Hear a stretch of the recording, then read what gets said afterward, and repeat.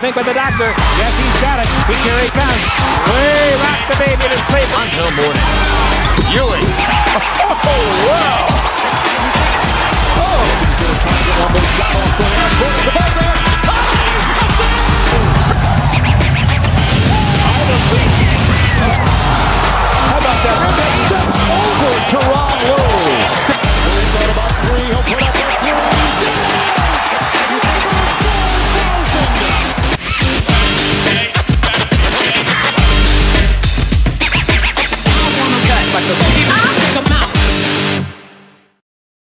Ladies and gentlemen, boys and girls, children of all ages, Boom Broadcasting presents Three from Deep. I'm your host, Jason Colenso. Guys, welcome to the show. Thank you very much for joining me here. We are officially into NBA free agency. We are ready here live on the Boom Broadcasting Network. Thank you guys very much for joining us here. But yes, we are ready for NBA free agency. Very exciting, but guys, I can't do this alone here. I gotta bring some guests on here to help me talk everything NBA right now. So let's bring in my first guest. He has been on my show a few times. He is also a resident here of the Boom Broadcasting family. I gotta bring in Mr. Shannon Smith, aka Podcast Smitty. Mr. Shannon, welcome to the show, man. How you doing? Hey, I'm great, man. We gonna have some fun because free agency is going on. It's gonna be nuts. And free agency ain't free because these guys getting paid. So we gonna have some fun with it today. And then I got a new guest. I'm excited to have him here. He's not just only a new guest on the show. He's actually new to the Boom Broadcasting Network, man. I am super excited to have him here. Alex Wilbur, come on stage, man. Welcome to the show, man. Thank you very much for joining me here on Three from Deep. How you doing today? I'm doing great. Thanks, Jason, for having me. Great to be part of the Boom Broadcasting family, and I'm excited to talk about some NBA. I am too, man. Thank you guys very much here. And I got my phone on me here too, so of course I'm trying to play my my shams like I'm important or something. So like once we get updates, guys, we will be discussing a lot of things as they pop up here. I'll try to put it on the tracker too, even though I'm not a quick typer, but I'll try to get it on there also. But guys, so far this offseason has not disappointed here in the NBA. We have had trades, we've had the draft, a lot of free agency talking about as far as moves. A lot of star players changing different teams, which has been pretty crazy. So first thing I got to do is, can I get a Knicks in 5? Because, of course, I got to throw that out there for my championship, New York Knicks. I am still riding that high. I will not let that down. I waited 50-plus years to see my Knicks win the championship. And it's pretty crazy because we're attributing – although Knicks fans are attributing everything that's going on in the NBA offseason right now to the Knicks winning the championship. They got everybody shook in the Eastern Conference. I think that's why there's all these moves here. So that's my thought process, and I'm gonna roll with it here. But first thing I want to talk about and get into, you guys, we did have some news earlier today. I know it's not official yet, but unofficially, with God's plan, aka Drake, Kawhi Leonard heading back to Canada, getting traded from the Clippers. And details of that trade, Brandon Ingram, Grady Dick, 2 first-round picks, a pick swap, and 2 seconds. So my initial thought was, all right, cool, he's going back to where he won a chip. If that's where he wants to kind of finish his career, I know he's looking for another extension or that last extension. But man, 35 years old, he's had some issues, character issues. He's had some injury issues. That seems like a heck of a haul for a 35-year-old player. Smitty, I'm going to start with you. When you saw this deal going down and what it cost Toronto to get Kawhi Leonard, does that help them or hurt them in the East, giving up that much capital to get a 35-year-old Kawhi Leonard? It hurts him because 35 years old, like you said, he's older, the injury concerns, all of that stuff that went on with him with the Clippers and the and the owner, you did a show on that talking about how the Clippers were pretty much saying, hey, sit down. We're still going to pay you. All of that stuff following them. But I believe it's just the fact that Toronto still holds on to the fact that he got him a championship when he was there. Yep. It was a while back. We remember it because it was a wonderful run, but yet and still, your whole future for that? Most of your future? Really? I wasn't. I was surprised, but I wasn't surprised, if that makes sense, because of the nostalgia of the whole thing. But yet and still, most of your draft picks and some players, Brandon Ingram's actually a pretty good player. I figured they'd keep him. They were part of that playoff squad. They got there. Yeah, just a little concerning for me. I definitely can see that too. Again, I was surprised, not so much player-wise. Remember Brandon Ingram, he's a solid player. But Kawhi's had a couple of back-to-back good seasons. I mean, he averaged over 27 points a game last year. He's still a commodity. But when you get into 2 firsts and you add some extra players to it, Alex, what are your thoughts? When you saw this trade, did it seem like a lot, or did you see this as maybe a fair trade? I'm trying to dissect it as it, keeps getting updated, Jason. But, I kind of have to agree with the rest of you guys. I think it was just a little bit too much in terms of what you're getting at this stage in his career. You did make a good point of how well he's been doing the last 2 seasons. And he was a great player in Toronto, obviously bringing them that championship. But getting rid of 2 young-ish, Grady Dick being in his, I believe, 4th season, going into his 4th season, Brandon Ingram still being 28 years old, and then a couple of draft picks. I think they better hope that this works out, especially with how they played last year in the Eastern Conference. Luckily for them, they didn't have to give up big pieces like R.J. Barrett or Scotty Barnes. So I think they still keep that majority of their core with adding Kawhi Leonard, but I still think that this was a little too pricey for Toronto. I think so too, and especially the biggest question is going to be: will Toronto sign him to that extension? So I know that has been talked about. I haven't heard anything about that yet. I know that was one of his concerns, is getting the extension when he's done, because this is probably going to be his kind of last contract, on his way out, being 35. So, I just was really curious when this all went down. Seemed like a lot for just Kawhi. As far as, we saw the last couple of years, what it really takes to get to the NBA Finals and win an NBA Finals is depth on your team. And it's one thing when you got a good starting core, but if your bench is decimated, you don't have really the good B players on your bench, a la the New York Knicks. Last year, the Pacers kind of showed that, the Oklahoma City Thunder, even the Spurs. Those guys are deep, deep teams. So Toronto losing some of that depth and losing a couple valuable first-round picks just seems very curious for an older player with some questions, even though he had 2 good seasons. But pretty interesting to see him go back. I'm sure Canada is very excited to see him go back, especially him bringing a chip to that country. So we'll see what happens in the East, and we'll see what happens more once this deal is kind of set in stone and what's going to happen with that extension. So that's our trade. So far, big news of the day. Again, I'm still looking on my phone, still checking out the draft tracker here, or free agency tracker here, because anything can pop through, because we've had some other trades that went on this past week here. And the other big one, or surprise for me, was Ja Morant. Finally, walking in Memphis, out, heading to the Pacific Northwest.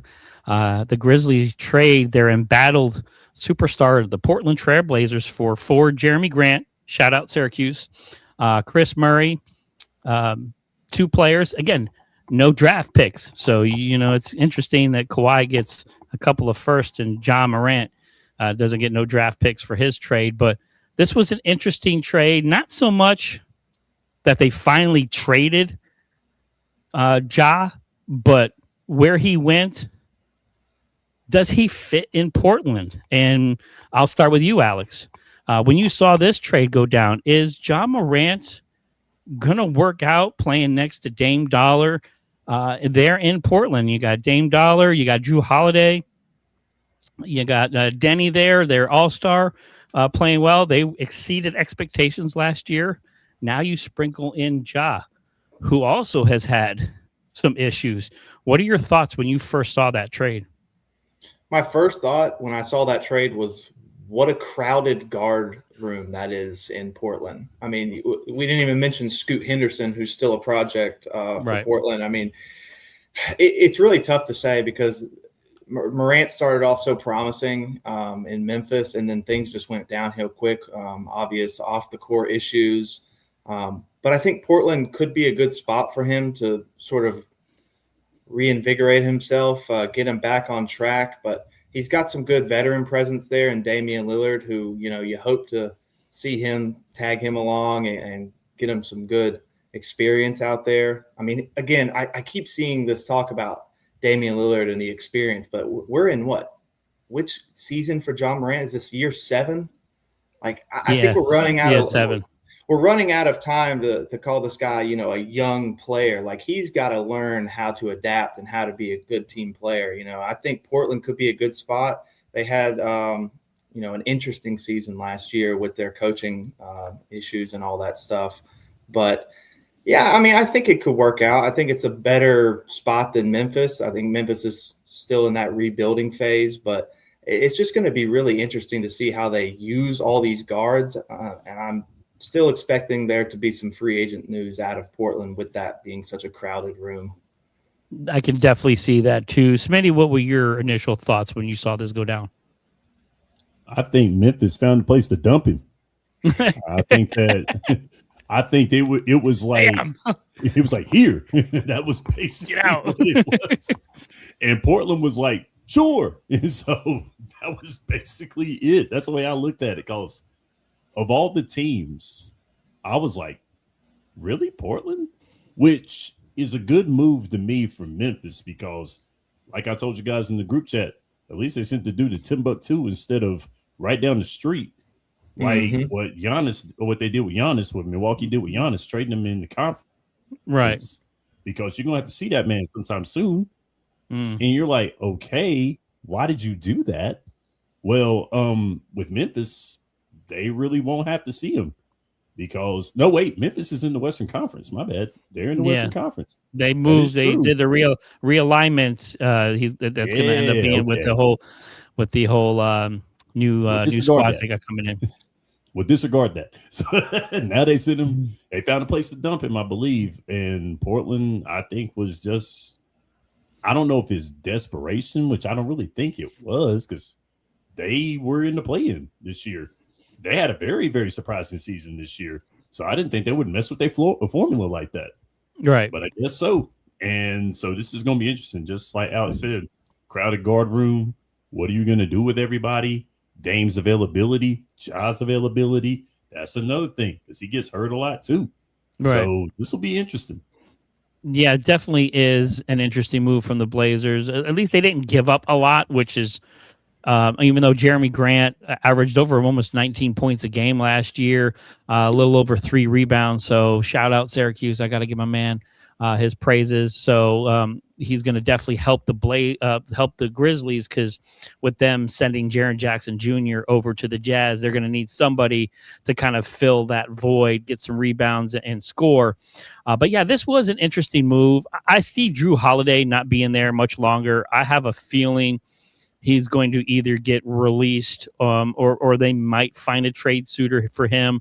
I can see him maybe ending up in Miami, because I know he loves playing with Giannis, or maybe a revisit to Boston. So I can see Drew getting up out of there, because he's kind of towards the end of his career. I know Scoot, that could be another maybe trade, but if anything is shown us after these NBA finals is guard depth is definitely needed. It's just interesting that a lot of these Western trades, nobody got taller.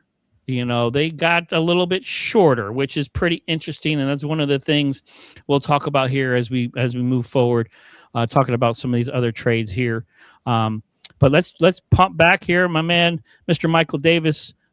Makes the Giannis trade looking a lot better. I think he was talking about the Kawhi Leonard trade. I don't know about that, but yes, I definitely do see your thought process on that.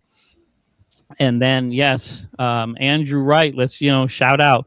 Do you think this means Zubac is sent away? That's a possibility. I know there's going to be a lot of moves, and they're going to have to free up some money to pay Kawhi Leonard. So Zubac may be on the move here pretty soon. So thank you very much. And then getting off the Grant contract was great for Portland. It was, but you lose size. And to me, losing size in the West is very, very interesting. So that's one of the things that I'm very curious about. But this whole Ja thing, I love Ja Morant. He's one of the most electric basketball players in the NBA. When he's on and he's flying through the air and he's doing his thing, he is so much fun to watch. He's like one of the top 5 guys you would kind of pay to see live. Like just seeing some of the things he does when he's on. He's just his focus. And I wonder if Damian Lillard is going to kind of be able to help mentor him a little bit, because that's one of the things I don't think he really had in Memphis. He didn't really have that guard or that person that could kind of mentor him and set him on the straight path. So I'm going to give him some benefit of the doubt here. I think this is a great start for him. You're as far away as you can get from Memphis. So, you don't have to worry about seeing them, playing them a lot. You don't have to worry about that kind of media drama being stirred up. So you're in Portland, they're a West Coast time. So those games are late too here on the East Coast. So I think this is really going to help him. Again, Portland really just showing out last year. My biggest concern is right now, you have essentially a coach on a 1-year deal, Mr. Micah Nori, coming over from the Timberwolves. Got this weird 1-year deal, 2 years, team option. Everybody was like freaking out, complaining about it. Why you let my man go to your Chicago Bulls, Mr. Smitty, Tiago Splitter? Why you let him go? I mean, he took essentially a ragtag bunch of nobodies to the playoffs last year and exceeded expectations. So I just wonder how this first-year assistant coach, who literally has 1 year to make or break himself, to try to corral the energy that is Ja Morant and not get canned. This is what's going to be super, super interesting. So that's going to be a lot of fun. Doing a quick check here, see if we've got anything. The only thing looks like we got here a little Jaylen Duren offer news here. Detroit Pistons, they have offered him a lucrative contract. I know there's been some interesting things going on with Jaylen Duren, possible sign and trade going to Sacramento Kings. Of all things, he I think he was visiting with the Lakers too, but it looks like they don't want to do any sign and trade deals. Looks like Detroit wants to keep Jaylen Duren, so we'll see what happens with that. Smitty, looks like Jaylen Duren possibly staying in Detroit. What are your thoughts surrounding that on that All-Star sticking there?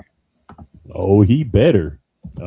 He gives Detroit still that competitive edge still, because Detroit being the first seed in the East this year, I know they had the trouble that they had in the playoffs, but talk about a bounce back, the way that they built everything up, the way that squad went from basement dweller to the number 1 seed in the East.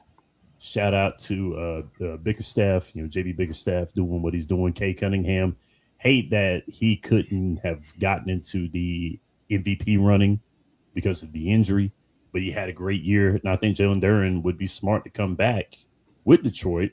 And I think that he'll make him a contender. So good move for him. Don't go to Sacramento. Don't do it. I don't know. What are your thoughts? I know you're over there. I know you love your West Coast team, and they got sporting the Seattle Supersonics hat. I love it. Can't wait for the Sonics to come back. Shout out Sean Kemp, man. I love watching him back in the day. But Jalen Duren, staying in Detroit, he really didn't have a very good playoffs this year. So I don't know if that is really why a lot of the wanting to get rid of him noise came around. But what are your thoughts, Alex?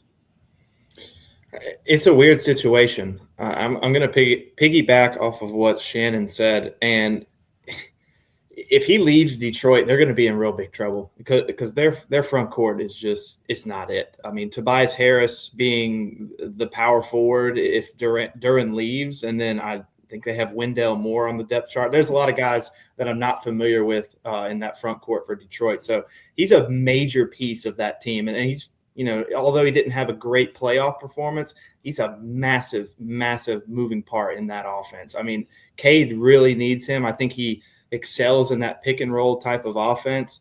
And if you let Duren go, I mean, you're going to have to go out and get another big man anyways, like possibly a Walker Kessler or who, God knows who. But I think it'd be very irresponsible for Detroit to let him walk. He wants to get paid just like all the rest of these NBA players, but I think he needs to stay there to help Detroit, number one. But number two, if you're going to end up in a place like Sacramento, you just went from being the 1 seed to going to Sacramento.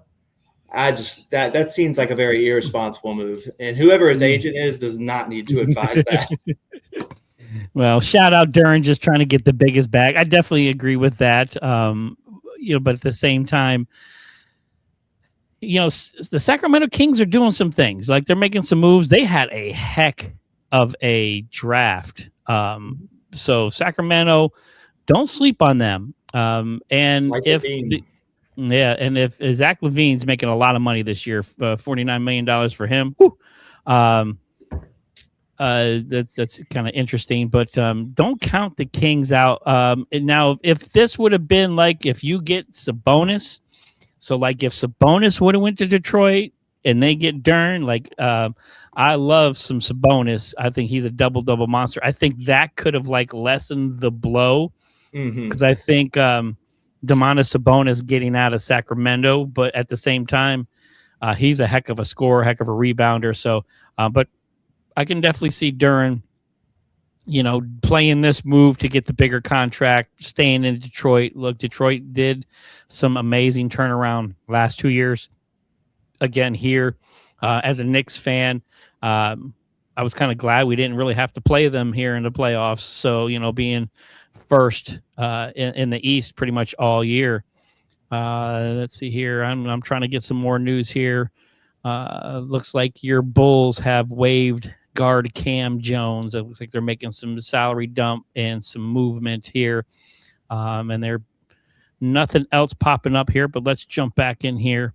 And of course, my man, Mr. Michael Davis, the president, great hat, Alex. So he's loving the Seattle Supersonics hat too. So shout out Mr. Michael Davis, doing big things here on the Boom Broadcasting Network, guys, especially I'll have some announcements here later on, but we're doing some things on Spotify now. So I know I got some guys here on the show that are going to be doing that too. So we'll talk about that here in a little bit, but let's jump into, we talked about it earlier here, Giannis Antetokounmpo. I think the big fish of the offseason finally released from purgatory there in Milwaukee, taking his talents to South Beach in a even bigger haul than Kawhi Leonard. You're getting Tyler Hero, Jaime Jaquez Jr., Kasparis Gianlukunis, 3 first-round picks, a pick swap in a second. So a heck of a haul. Looks like Miami gave up half of their squad for Giannis Antetokounmpo.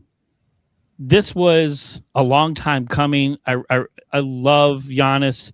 The dude does everything right. He is an old school basketball player. He's not a He's not a pop-up three guy, just taking 3-point shots all the time. He's like angry going to the basket. I love that kind of physical basketball, although I think it's taking its toll on him at 31, and that's why these injury things. But the Bucks really did not handle this whole thing with Giannis very well at all. I think they really strung him along then throughout this year. That is he injured? He's not injured. It was very, very ugly and very disappointed because Giannis said all the right things. He loved Milwaukee. He brought them a chip, literally carried that team on his back and got them a championship. Just said all the right things. He's a good guy, does things for the community, etc. Essentially came from nothing to over here to play basketball. So I was so disappointed on how the Bucks handled this. But man, here we are. He's restarting again. Alex, does this move put Miami into the top 5 of the Eastern Conference, getting Giannis Antetokounmpo? Oh man, that's a tough question. Top 5, I want to say top 10 for sure. Top 5 is a little tough for me to say off the bat because they're missing a lot of pieces. I mean, they gave away a ton, and their depth is, not the best in the Eastern Conference. You were talking about depth earlier with Indiana, with a lot of these other teams like New York, and it just seems like Miami is ways away from being that type of team. So I think, if they can maybe persuade somebody like a LeBron to come into that lineup, but again, they still need that depth to come off the bench. I think top 5 might be pushing it a little bit. Top 7, top 10. I think I definitely see them as a playoff team. That's for sure. That's if Giannis could stay healthy for the full season. But yeah, it's a good move for Miami. I'm not sure how Milwaukee's gonna react with all these players that they got in the trade. Like I really can't see Tyler Hero staying in Milwaukee very long. I'm kind of waiting on that to happen anytime soon with Shams. But I will say, speaking of Shams, he was waiting like 2 years to break this news on Giannis, and he finally did it. I mean, just your props to him for sticking with it, because I remember waking up and watching the NBA Get Up on ESPN, and he's right there talking about, oh, here's the Boston Celtics, or oh, the Warriors, or the Miami Heat. So who was the guy that used to sit out? Oh man, I'm trying to think of when Brett Favre, like they used to sit on his front lawn to find out who. I forgot who that was. I don't want to say Susie Colbert. I can't remember. They had one of the NFL peoples that just break news. They were like literally like sitting on Brett Favre's front lawn just to figure out where he was going to go towards the end of his career. So that's what this kind of. Yeah. Probably. I think that was before her time. I think she was still making her way around college. But anyway, we're not going to get into that. But no, this is I love the move for Giannis. When you talk about Heat culture, Pat Riley, Coach Spo, one of the most underrated coaches in NBA history, how great he is. I think he's going to fit in well with that organization, with the vibe, everything else. Who are they going to get to play around him? It's him and Bam and the South Beach YMCA. I mean, it's just who else can you afford to get to play on the Miami Heat? Now, I know there's been stuff floating around, and it has been announced that the LA story for Mr. LeBron James is over. So he's going to explore free agency. And I'm sure on his short list would be a return to South Beach because, they got some healing waters down there. They got great Cuban sandwiches, and Boca Raton's not that far away. Get a little shuffleboard. So like he can kind of ease into retirement a little bit more. They can because he's 41 going on 42, they can kind of push him into retirement a little bit because they'd have to get him real cheap. Because right now, Miami just does not have a lot of money to spend to get a team around him. That's why next year is going to be a little rough for Miami.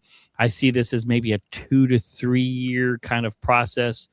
But if anybody can make moves, if anybody can make this happen, it's Pat Riley, because he's got his finger. He did it with Shaq.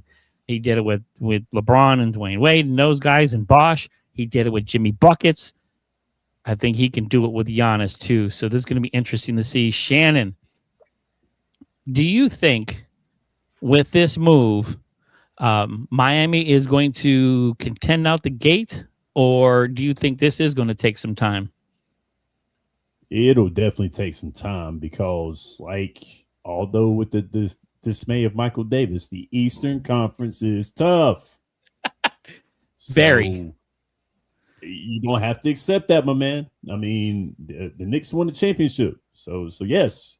And with Boston and with Detroit and even not that far away from me in Charlotte, you've got some teams that can contend. And right. I'm really scared of Atlanta. I'm like you said on your episode of 3 from Deep this week, Atlanta's tough. And they're building right too with the draft. I mean, the Trae Young trade and everything kind of helped them out too. I mean, Miami's going to have a little time, and they got to have some shooters. I mean, they've got the front court on lock. I mean, with Bam and with Giannis, that's going to be a tough front court to stop. Right. Back court, that's going to be what we're going to be looking at, where they shooters at. As much as I don't like to say spot-up shooting is essential, which, of course, everybody shoots nowadays, but you need shooters on your team. Right. And where are they at in Miami? They got to have some shooters. So that's what my concern is. Where are your shooters? Where's your backcourt? What are you going to do from there? Because the East has some very dynamic backcourt play. And we got to see it out of Miami in order for them to contend. Yeah, it's going to be interesting to see. But if anybody can make it happen and sell you coming to Miami on the cheap, it's Pat Riley, because he can sell an iceberg to an Eskimo. So I definitely can see that. This is going to be interesting to see. I still think it's going to be a couple years. But in the NBA, you can go from worst to first now, as we saw with Detroit and some other teams. A couple other news nuggets coming in here. Free agent Ousmane Dieng from the Oklahoma City Thunder signs a 3-year deal, $17.5 million, to return to the Milwaukee Bucks. So from his trade from OKC to the Bucks, he's sticking with the Bucks on a 3-year deal, which is interesting because that Bucks team, it's a band of everybody. I mean, it's just a whole new squad. So Taylor Jenkins, the former Memphis Grizzlies coach, is going to have his hands full. I think they're all going to have to not only just wear the numbers and names on their back, they may have to put name tags on the front, because I don't think anybody's going to know anybody there in that locker room. And then DeAndre Jordan coming back for his 19th NBA season. I didn't even know he was still here. Mr. DeAndre Jordan coming back for the New Orleans Pelicans for his 19th season. I mean, get the bag, dude. I mean, that if they're going to pay, if they're, I mean, that's all I got, dude. I'm just reading what's there. I got nothing else. I'm hoping. I was waiting for some big news. I'm here like LeBron's going to get in here. We're going to spend 2 hours talking about LeBron James, but he's going to lay this out. Speaking of LeBron is getting ready to go to the Clips to do what Kawhi couldn't do. Andrew, shout out Andrew, coming over to the Boom Broadcasting Network, doing his Spotify show, adios. And I don't know how to say the last name here, but I'm going to get better on that here.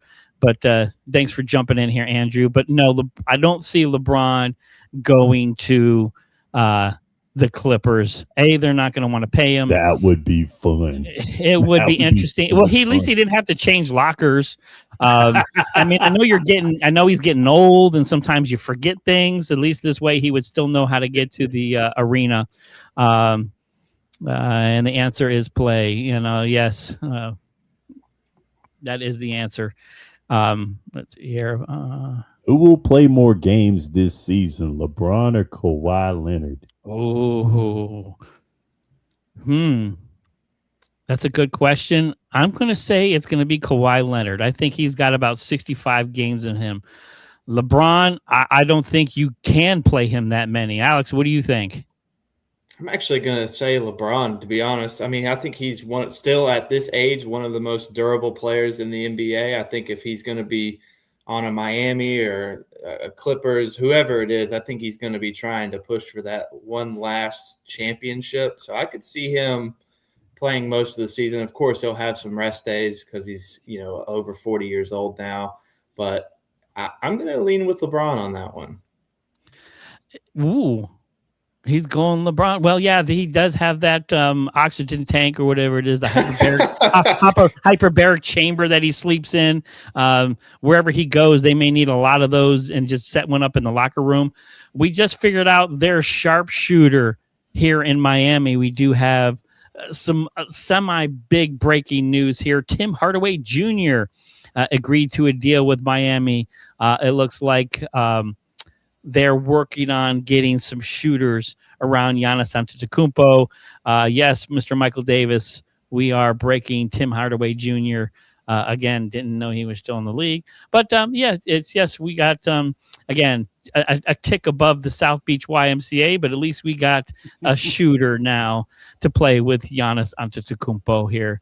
So we're free agency tracking, guys. We are here live on the Boom Broadcasting Network. So please jump in and don't be afraid to hit us up with the comments. I'd love to give you guys a shout out, like my man, Mr. Michael Davis, Mr. Andrew Wright. I'm here with Alex and Shannon on the Boom Broadcasting Network, guys. Man, the NBA, we just had an amazing season. Of course, I'm going to say that too as a New York Knicks fan because I'm still on cloud nine. But man, this offseason has not disappointed. We've had some great trades. The last trade I want to kind of get into here that really took me by surprise when I saw this was LaMelo Ball heading to Paisley Park. I think he's wearing a raspberry beret with Josh Green going to the Minnesota Timberwolves for Naz Reid, a 2023 first-round pick, unprotected, which is crazy that they can do picks that far in advance. A 29, 32, and 33 second-round pick, and a 28, 29, and 30 first-round swap. So LaMelo Ball, just when he started to kind of changed his trajectory last year, started playing a lot better. That Charlotte Hornets team with Con Knippel really just came on fire in the second half of the season, really putting some excitement back in Charlotte. I really thought like, okay, cool. LaMelo's going to actually stay healthy and play some basketball and not kind of flake out and be underwhelming again. But it was interesting trade. So now you got a backcourt of LaMelo Ball and Anthony Edwards there in Memphis. But again, Memphis getting smaller, not taller, trading away Naz Reid. They had traded away Julius Randle not too long ago to the Nets. So very curious about that. So Shannon, I know Charlotte's kind of in your backyard there. With this trade, with the Wolves getting smaller, getting another guard, how does this help them against the San Antonio Spurs, the Oklahoma City Thunder, the Denver Nuggets, who have size and girth down low? I hope that Minnesota has a plan in order to counter that because I don't see it with this move. Now, this backcourt is going to be fun to watch. I'm going to look forward to this backcourt. I'm Ant and LaMelo Ball. I think it'll be fun to watch. But as far as contending, I don't think so. I don't know if Minnesota has any plan for the front court. Like you said in your episode, Rudy Gobert, he ain't the solution. And Minnesota has had they were pretty much beat up in the playoffs in the front court, which was something all over it, but the front court especially, which was one of the things that was an Achilles heel for them in the playoffs. So yeah, they're getting smaller. Naz Reid, he was sixth man of the year, 2 years ago, I believe. Mm-hmm. Yep. And now he was going into a full-on starting role. And so I think this is going to be fun to watch. Great backcourt. a lot of highlights. But then again, how many games is LaMelo Ball going to give you? Because he has been hurt. There's some injury issues with him. He can play. Man can ball all day long. But the missing the games has been something. He didn't have that good of a play-in with the Charlotte Hornets this year. So this is going to be interesting to watch. It definitely is going to be interesting. And Alex, what are your thoughts on that new Minnesota backcourt? Do you think LaMelo Ball and his style of play can mesh with Anthony Edwards in that squad? I do. I really do. I think going off of what we were just talking about, it's an interesting move for Minnesota. I think they realize that their window is getting smaller and smaller with the Western Conference being so competitive. But a lot of the issues around Minnesota last year, obviously injuries taking place, but Anthony Edwards not having that help that he needs when he gets double teamed. And that was a big topic of discussion when it came down to this trade. LaMelo is going to help free up some space, take some eyes off Anthony Edwards. You can't discount Mr. Jaden McDaniels either, but I think this is going to help Rudy Gobert a little bit more with LaMelo's ability to play on the ball. And he's going to be able to spread out this offense a lot. Because, again, although he didn't have the best of seasons last year, when that guy catches hot, you cannot leave him unguarded. And if you try to double LaMelo, then, hey, Anthony Edwards is right there to posterize your notable big man in the paint. But, again, it's just going to be interesting to see how it plays out because LaMelo is I don't want to call him a ball hog, but he can be a little bit selfish sometimes when it comes to playing basketball. But I think Anthony Edwards and him are going to be so fun to watch. You know, one moment LaMelo is going to be pulling up from half court. The next moment Anthony Edwards is going to be jumping from the free throw line. So I'm excited to see it. I still think Charlotte won this trade ultimately. But, again, back to what I said previously, Minnesota is cashing in. They're trying to get ahead of some people in the Western Conference because they've been pretty close the last few years. And I think they were just a few pieces away. Question is, did they give up those pieces? I mean, do you think that's enough? I mean, you're really high on LaMelo playing well with Anthony Edwards. Do you think that's enough in that backcourt to go against the San Antonio Spurs, Oklahoma City Thunder? So, I mean, you talk about having to mesh and mesh well quickly. Do you think LaMelo can handle that? That's the biggest question. You know, I think right now the Spurs, I've been a little underwhelmed so far with what they've done to improve their roster because obviously after that finals, you know, they needed a lot of work. I think they needed some help with Wembanyama. I think Minnesota is right there depending on how LaMelo plays in this system, but it's going to be tough to get past OKC. Obviously, they're still the dogs in the Western Conference, even though they didn't make it to the NBA Finals. But, yeah, I mean, you're banking on a lot. You need LaMelo to stay healthy. You don't need him to go 0 for 8 from 3, which I believe he did in the play-in game. Yeah. He did a James Harden. So it's just going to be really interesting to see how they mesh. A lot of people, I think, are envisioning LaMelo tossing some nice passes to Anthony Edwards. But again, flashy plays don't necessarily win you the conference. It's about, like we saw with the New York Knicks, they might not have been the most flashy team, but they played for each other. And I think that's what ultimately it's going to come down to in Minnesota. It'd be interesting to see what happens. It has potential. But when the chips are down, when you get those long games there, January, February, things are a little frustrating. You maybe get 2 losses in a row. The attitudes of those guys, I'm really curious on how that's going to mesh. So definitely interesting to see. Definitely need to get some tattoo ink there in Minnesota because I have a feeling that Mr. LaMelo is going to probably add some more ink while he's there. But, man, Alex, I appreciate you jumping on here. I know you're going to pop off here real quick, man. Thank you so much for jumping on here. It was an honor to have you on here on the show, and I can't wait to do some more things with you.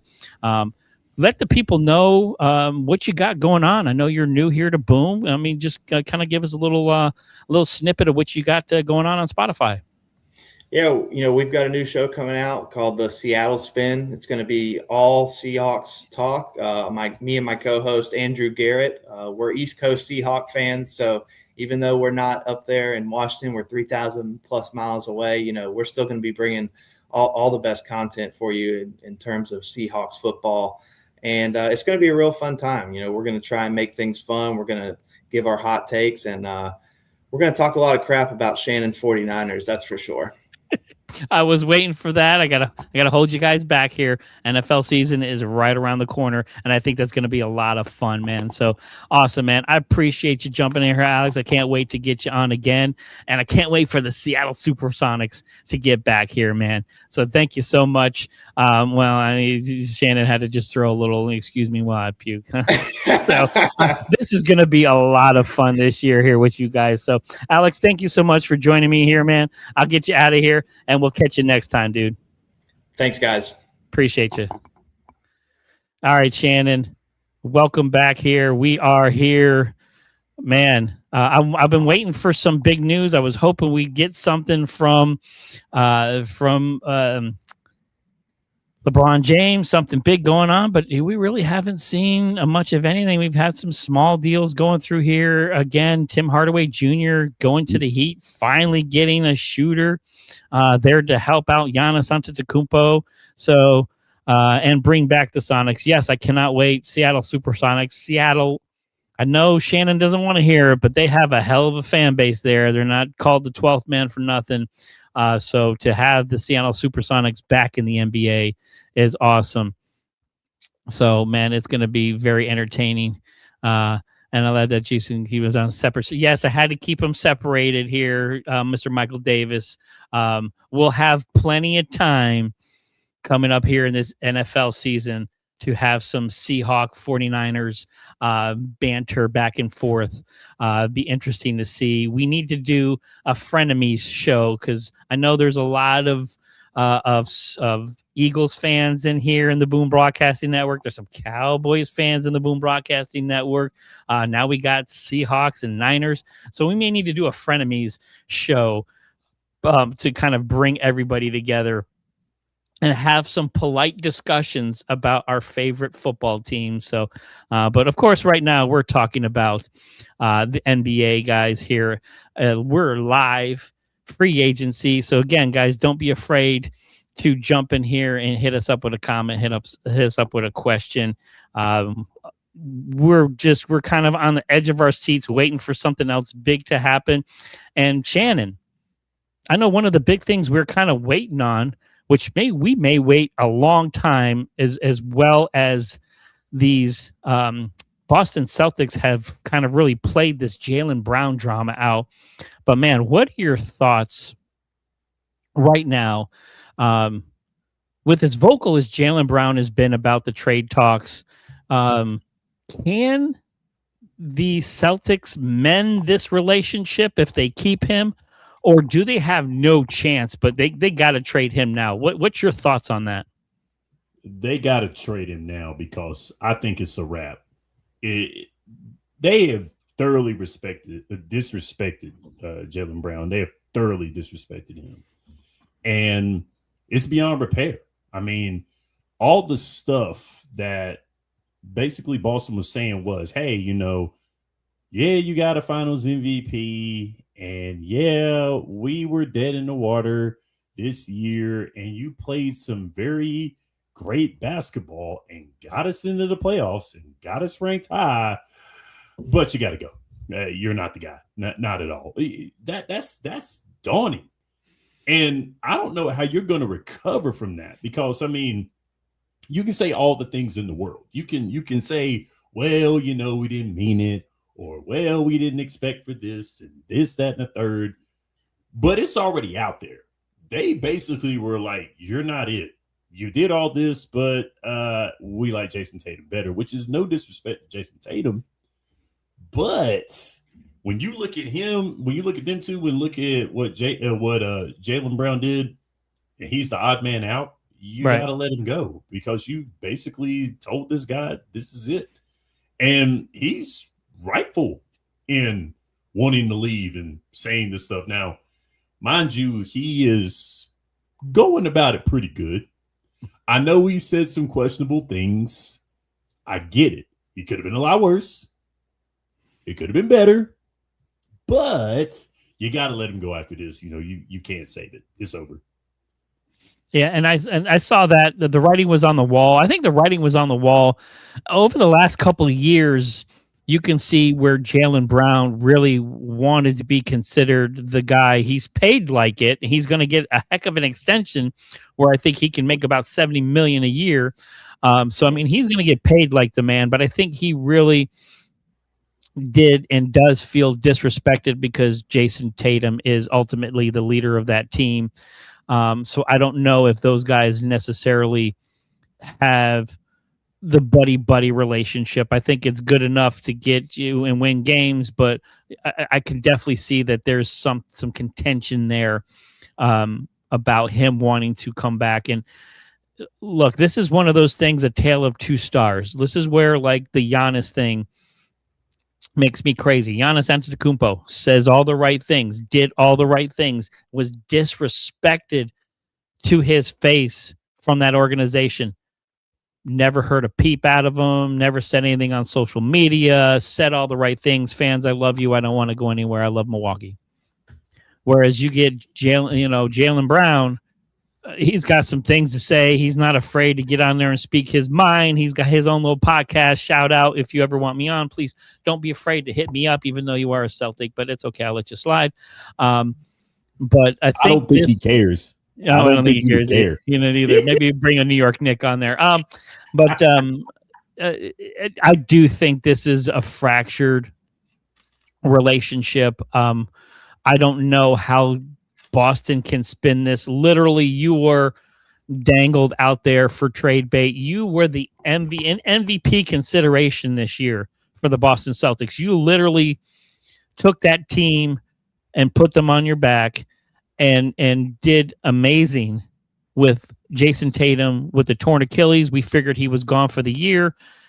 I didn't have Boston as high as I ranked them in the beginning of the year because I didn't think they're going to be any good with just Brown and Pritchard and White. I mean, I know they got a good squad, but just without Tatum, I thought they were going to really slide, and they didn't. And in fact, they exceeded expectation.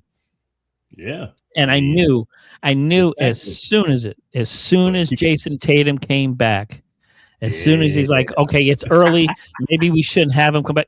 As soon as they threw him in there, you ripped the confidence right from him. You literally did the Indiana Jones, put your fist in there, ripped his heart out, and said, thanks for getting us in second in the East. Thanks for everything. MVP considerations. You did great.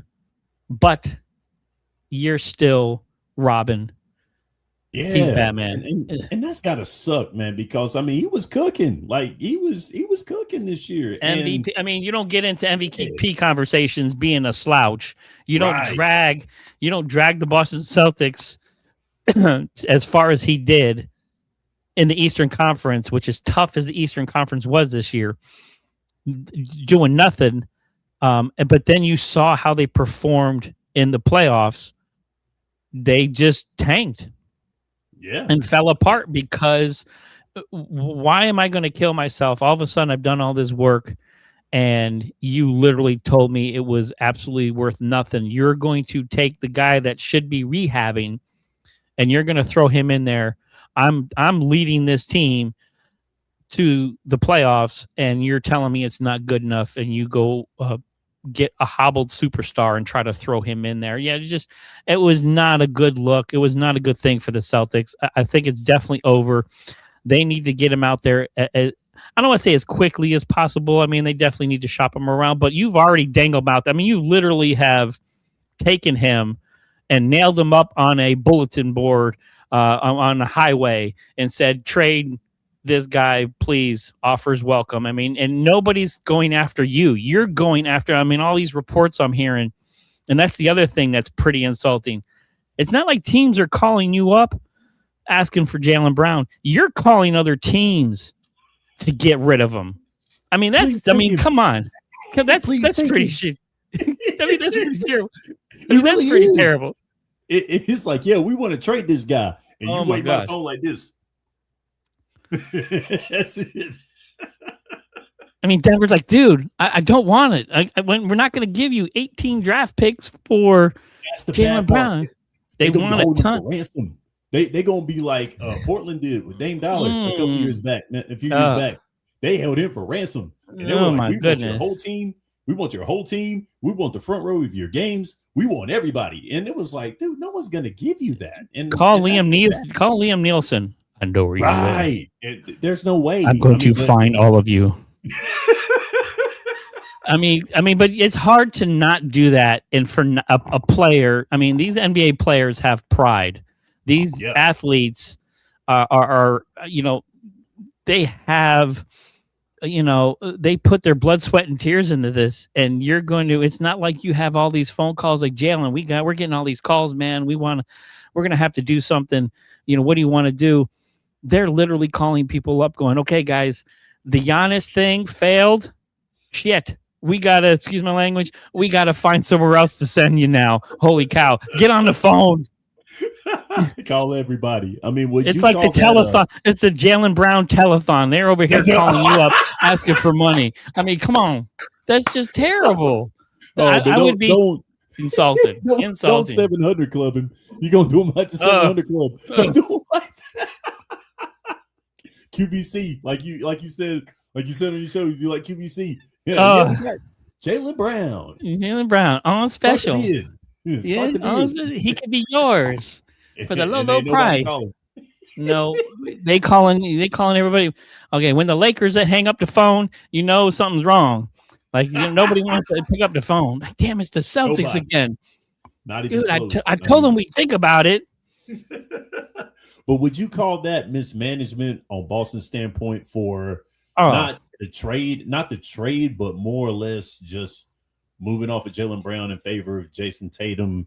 Would you call that mismanagement for the Celtics?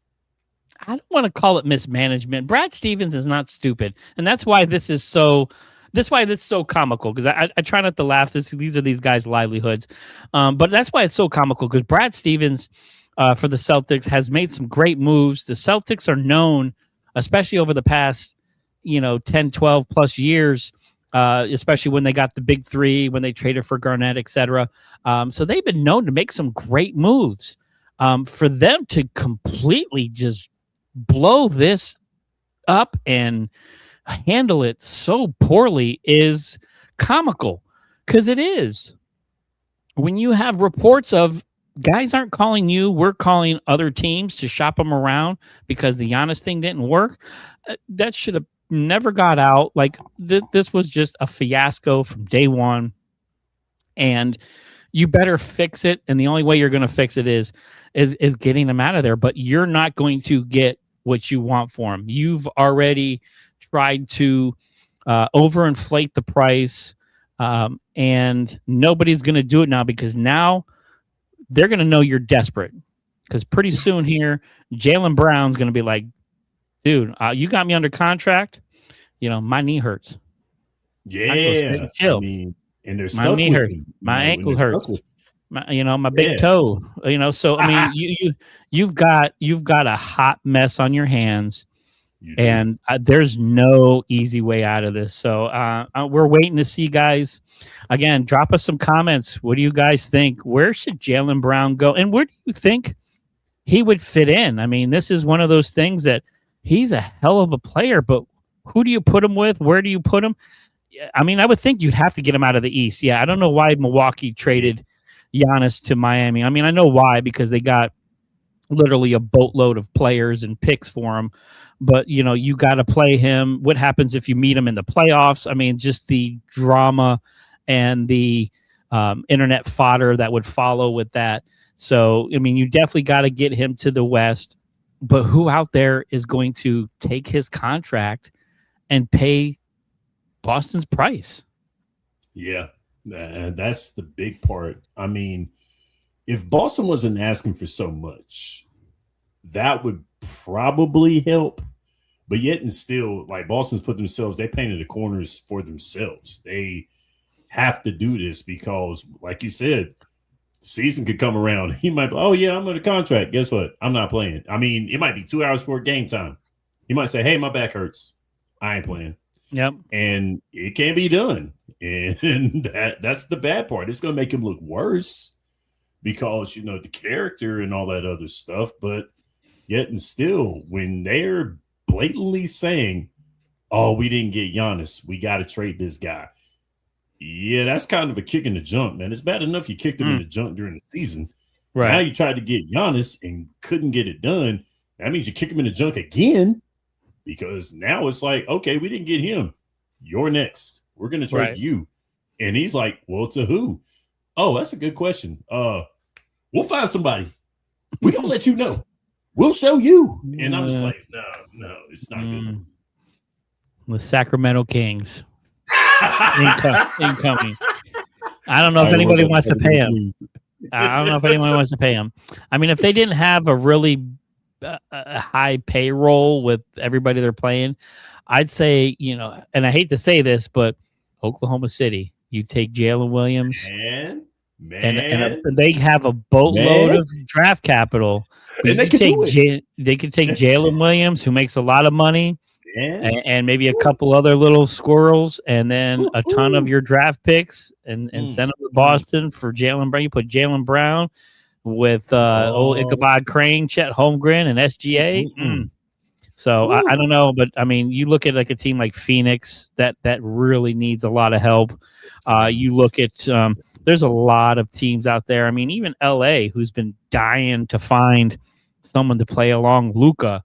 The Nuggets have been dying. You're wasting away the best basketball player in the world. I just hit it, man. My man Andrew. What about Brown going to Denver? Murray goes to Boston. Someone who is okay with being a number 2 guy with Tatum. I can see that. I can see that too. That one makes the most sense to me. Like going to Denver would make the most sense. That would make Denver really a contender. But then again, you know, Jokic now on the other hand, Jokic is the man, but he really doesn't want to be. Like, you know, he doesn't really care. Like, dude's going out there effortlessly playing basketball. His attitude, with his attitude would mesh well with Brown. And that just kills me right there. He is like effortlessly playing basketball, making highlights and everything. He's effortlessly doing this, like over the shoulder pass. He's passed the ball, wrist pass, no look stuff. And it's like, it's the most amazing stuff. And he's just like, yeah. And I'm just like, how?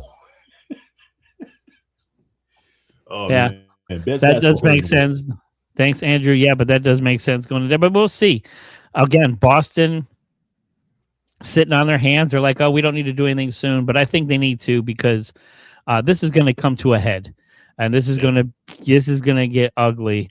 But one of the things that has not been ugly and has not been a disappointment here is right now we are in the midst of World Cup fever. It's not just the heat that's going on outside, because I don't know about y'all. I'm here in the East Coast, and we got the heat domes going to come around us here pretty soon. So we'll be seeing 157 degrees where I live. So I know things are heating up, but it's going to really get hot here soon. But, man, World Cup fever is heating up. Man, we had some crazy games yesterday. Germany bowing out. What was it? The Netherlands? Was it the Netherlands? Yeah, Netherlands. Bowing. I mean, there's been some upsets so far, but so I know here at Boom Broadcasting, we've been kind of keeping an eye on that and having some fun. So I wanted to have some fun here on the show. And we're going to do some red cards. We're going to do some yellow cards. We're going to play on. We're going to do maybe some penalty kicks.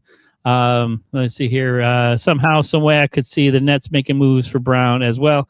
Man, if he goes to the Nets, that's kind of where that would be a waste. That would be a big downgrade. I mean, Julius Randle, you're playing with him, but the Nets, I mean, they couldn't do anything with Harden. They had Kevin Durant. I think that's where you go to kind of. That's like the Sacramento Kings of the East Coast. That's where you kind of go to die. Is the Nets. But crazier things have happened. But again, I don't think you want to see him in your conference. You want to get him as far away as you can. If Hawaii had a team, they would send him to Hawaii. But we're going to get into some things here. We've already had a bunch of players kind of accept their player options. So I'm going to have you give me a red card, a yellow card. We're going to do a play on, and let me know what you think about these players accepting their current contract for next year, their player option. So first thing, we had Andrew Wiggins for the Miami Heat signs a extension, his 3-year, $64 million extension. What are you thinking on that? Red card, yellow card, play on? Play on for Andrew Wiggins. I would say play on for him. I think that's good. That's going to help with a little bit of depth in the front court with Miami. So, yeah, play on for Andrew Wiggins, yes.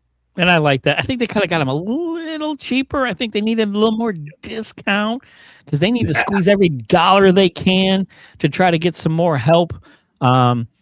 But this next one, of course, we're going to laugh here, but the DeAndre Ayton accepting his $8 million player option to play with the Lakers. Big time red card. Yeah, I don't have a red card, but that's yellow. But yeah, terrible. I mean, I know that it was the only big man that was actually there last free agency. I get it. I understand. But man, you want to talk about scraping the barrel, like bottom of the barrel, like it was there. And he was not good this year. This was bad, watching him play. It was an exercise in futility watching him play, man. So no thanks. Red card. It was painful. Yeah, you're like, almost 7 feet tall and you just stand there and watch rebounds. That's it. Why? I mean, you're playing with Luka and LeBron James, and that can't motivate you. No, I don't understand. So I can see why he accepted it because I know he wasn't going to make that much money on the free agency market. So I'm going to give him a yellow card because he did the smart move. He made more money because no one was going to sign him to $8 million on the free agency market. This one was interesting too. And I can see why he did it. Fred VanVleet for the Rockets opting into his $25 million contract to play for them next year. What do you think here? How was your thoughts on that one? Now, Fred got hurt this year. Yeah. Well, yeah, Fred was hurt. So I think play on for Fred because, he got hurt.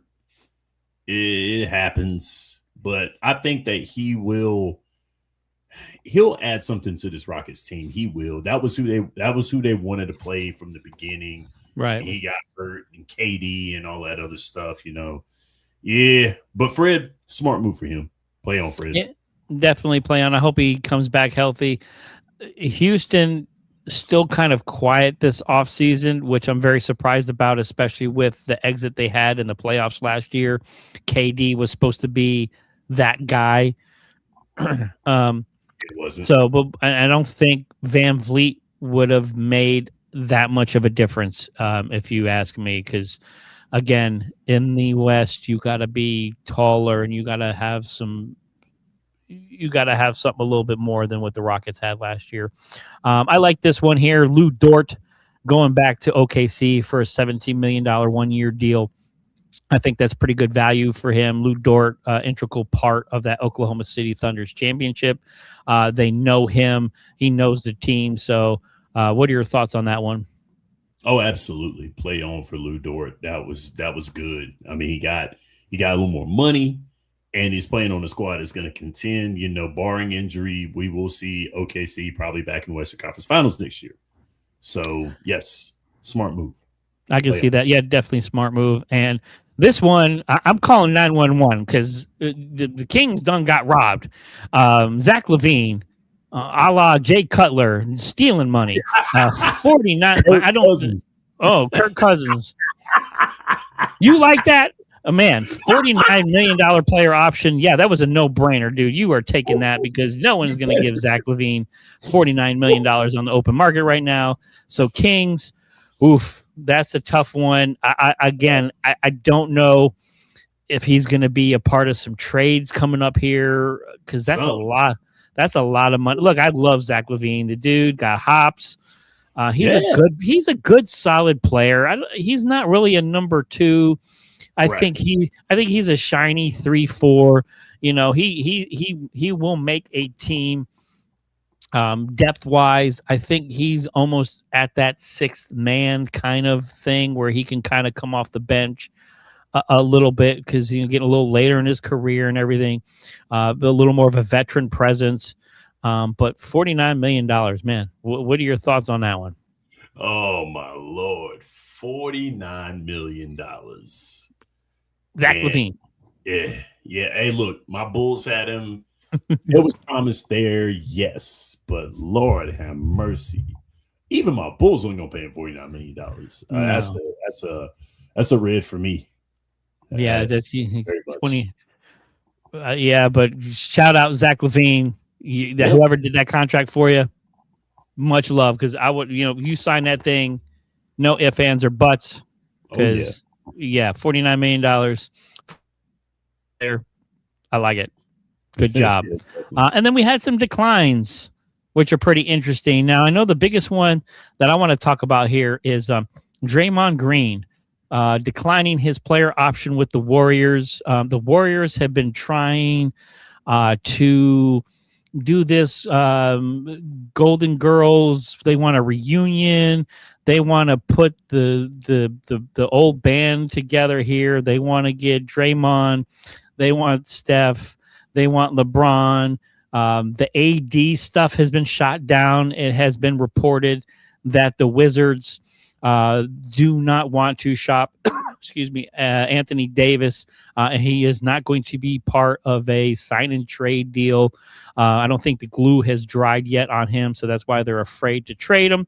So Anthony Davis will not be joining the grumpier old men there in Golden State. But what are your thoughts here on Draymond declining his option for giving Golden State the opportunity to try to put together, I don't want to call it a super team, a super old team, but what were your thoughts on that when you heard that? Although I kind of saw it coming, it's still surprising. I mean, this squad was supposed to be together forever, but Klay Thompson basically made that not happen because him going to Dallas. But I saw this coming with Draymond Green, but yet and still it's like, man, is this really happening? So yeah, I'm not surprised. I'm not either. I'm gonna give him a play on because I think it gives the Golden State some flexibility, but they need to get a little younger for Steph. Look, it's hard to believe that the babyface assassin is gonna be 36, 37, 30, 30 to 38 now. Good Lord, I am getting old. Yeah, he will be 30. Mm-hmm. That he is almost 38, so he's going to be in the twilight of his career, although he's a shooter. So I think as long as his legs and he stays healthy, I think he can shoot for another 3 to 5 years. Oh, yeah. But to try to put LeBron on there, to try to go after AD, then you got Jimmy Butler. Is he going to be healthy? He's 157 years old. Draymond, I mean, the just for med beard stuff, I don't think there's enough of it between LeBron and Draymond. They're just they're all gonna have that gray in the beard. I got gray in my beard too, so trust me. I'm not hating on old people because I'm right there with you. It's interesting. I appreciate that he did that because that's how much he loves Golden State, to give them some flexibility. But if anything, go after Jaylen Brown. I mean, the Giannis thing didn't work. Go get yourself a young scorer that's going to be able to play back-to-backs, that's going to be able to last an 82-game season. Putting together a vintage squad didn't work in L.A. when they went and got Karl Malone, when they went and got Gary Payton. Some of these vintage teams do not work in the NBA. You need youth and height in the West. So that was interesting. He did that. The other one that was very interesting, which I see why he did it, was James Harden declining his player option. It looks like he's going to sign with the Cavaliers, but do you think James Harden he should stay in Cleveland? No, I don't think he should. I don't think Cleveland wants him to stay in Cleveland. And so, I mean, it's after the nosedive in the playoffs, man, he did what he's done and disappeared. But he has the best chance of winning, staying in Cleveland because Cleveland is a very good squad. Maybe he wants one full year with them. We'll see because we do know the trade deadline is going to be in February 2027. Will we be saying that next February? I don't know. But as of right now, smart move for him. He wants to get more. I think he wants to get more out of it. You don't decline it thinking you're going to get less. So he's probably trying to get a little more of a bag, secure more of a bag. So I guess I'll go with the play on for James Harden. I think that's good for him. I'll give him a little bit of a yellow card just because how much more time does he have left? How much more do we have to watch ISO Harden just run around and cardio crazy in the play? Although I saw something on, I think it was on Get Up this morning. He's made the playoffs he's been in the league 17 years. He's made the playoffs in all 17 years. So you can't knock him, that much. But I mean, wow. But I think, again, this is one of those things where Cleveland, possibly in the LeBron James sweepstakes, gives them a little financial flexibility to, okay, James, your money, but these next 1 to 2 years, because we want to sign LeBron, so you get LeBron, James Harden, and D. Mitch there in Cleveland. Again, pandemonium. A lot of beard money going around there, but it'd be interesting to see what happens. You also had Bradley Beal for the Clippers, because we don't know what the heck the Clippers are doing. I think we're in rebuild Clippers mode. I think this is the 9th or 10th version of that. But Bradley Beal declining his player option going into free agency. I mean, what are your thoughts on that? Do you think Bradley Beal can actually help a team anymore? No, I don't think so. This really wasn't much for me. I mean, I forgot that he was still in the league. I hate to say that. But, I mean, yeah. Go to free agency who wants you. I doubt it. But somebody out there probably will. Who knows? I mean, Miami's looking for some cheap players. So, I mean, take your salads down to South Beach.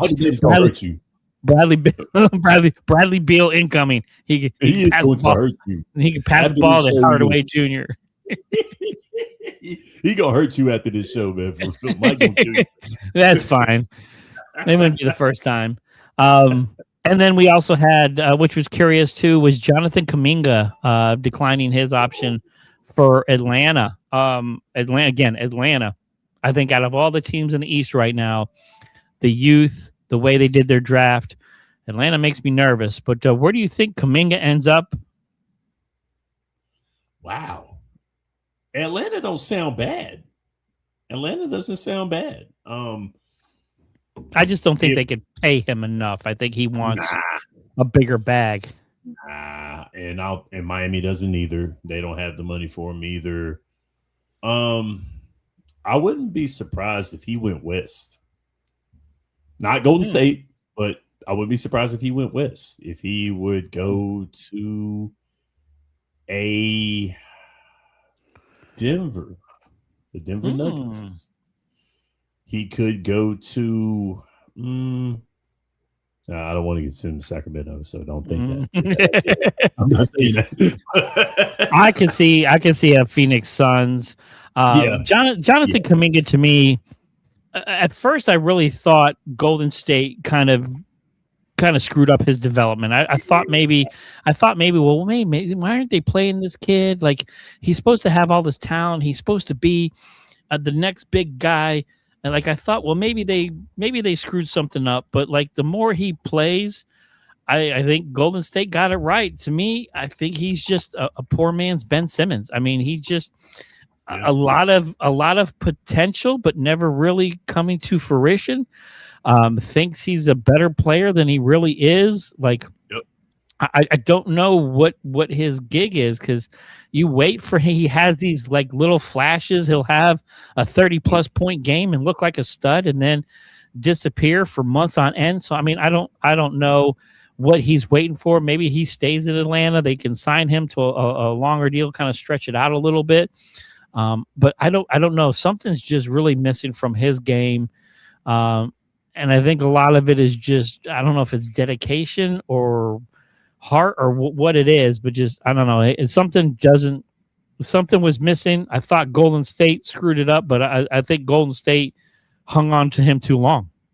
I think they knew something that we didn't. And as you can see, it panned out well for him. Mm-hmm. So, yeah. And then the other thing is, the Lakers, they got Ayton, but they lose Marcus Smart. So Marcus Smart declining his player option to stay with the Lakers.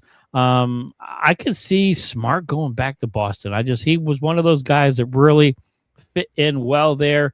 He's a great dude to have on your team. He does the intangibles. He is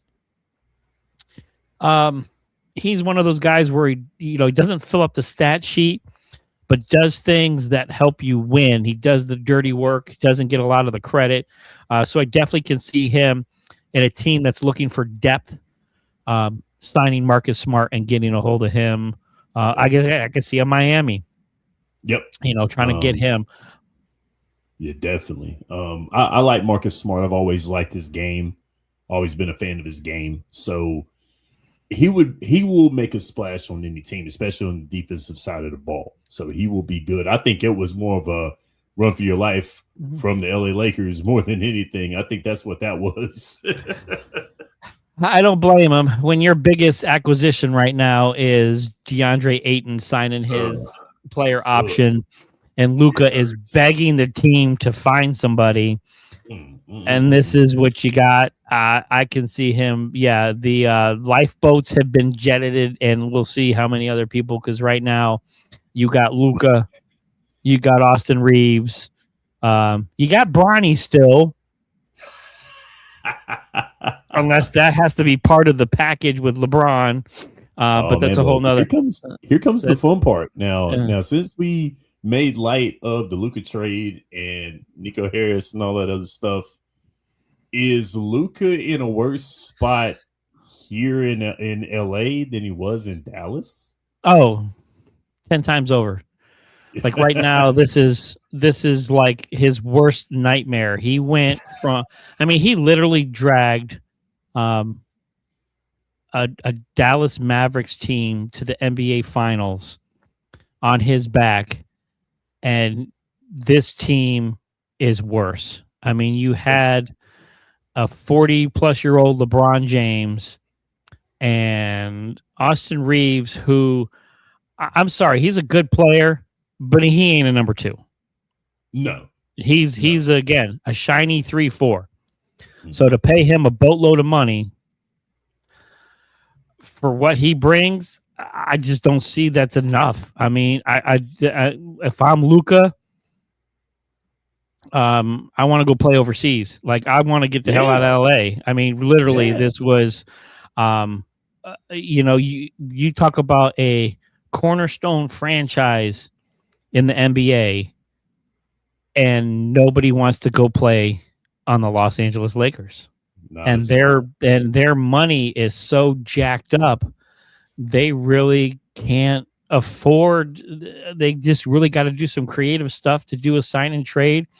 But who are they going to get? I know they've been targeting Mitchell Robinson. I know Walker Kessler is out there. I know they need a big man desperately because of, again, the West. You need to get big, not small. But again, the Knicks have the NBA shook for what they did in the playoffs. How Jalen Brunson, the Brunson burner, Mr. He's not an A player, Mr. He's too short. Yeah, I know that you were ready to bust Becky Hammond's chops after that, man. No, I gave her, the only reason I give her a pass is because she's a San Antonio Spur. I mean, just Of course. she loves Greg Popovich. She's a San Antonio Right. Spur, even though she's coaching the Aces. Yeah. You better watch it there in San Antonio, because I really thought if anybody, a female, could coach in the NBA, I really thought Becky Hammon was going to be the first one. Yeah. I really thought so coming too, but I gave her a little bit of a pass. But I mean, she wasn't the only one. But you saw Right. what they did. They saw what with him, Brunson. Then you throw Jose Alvarado. You saw what they did to the Spurs.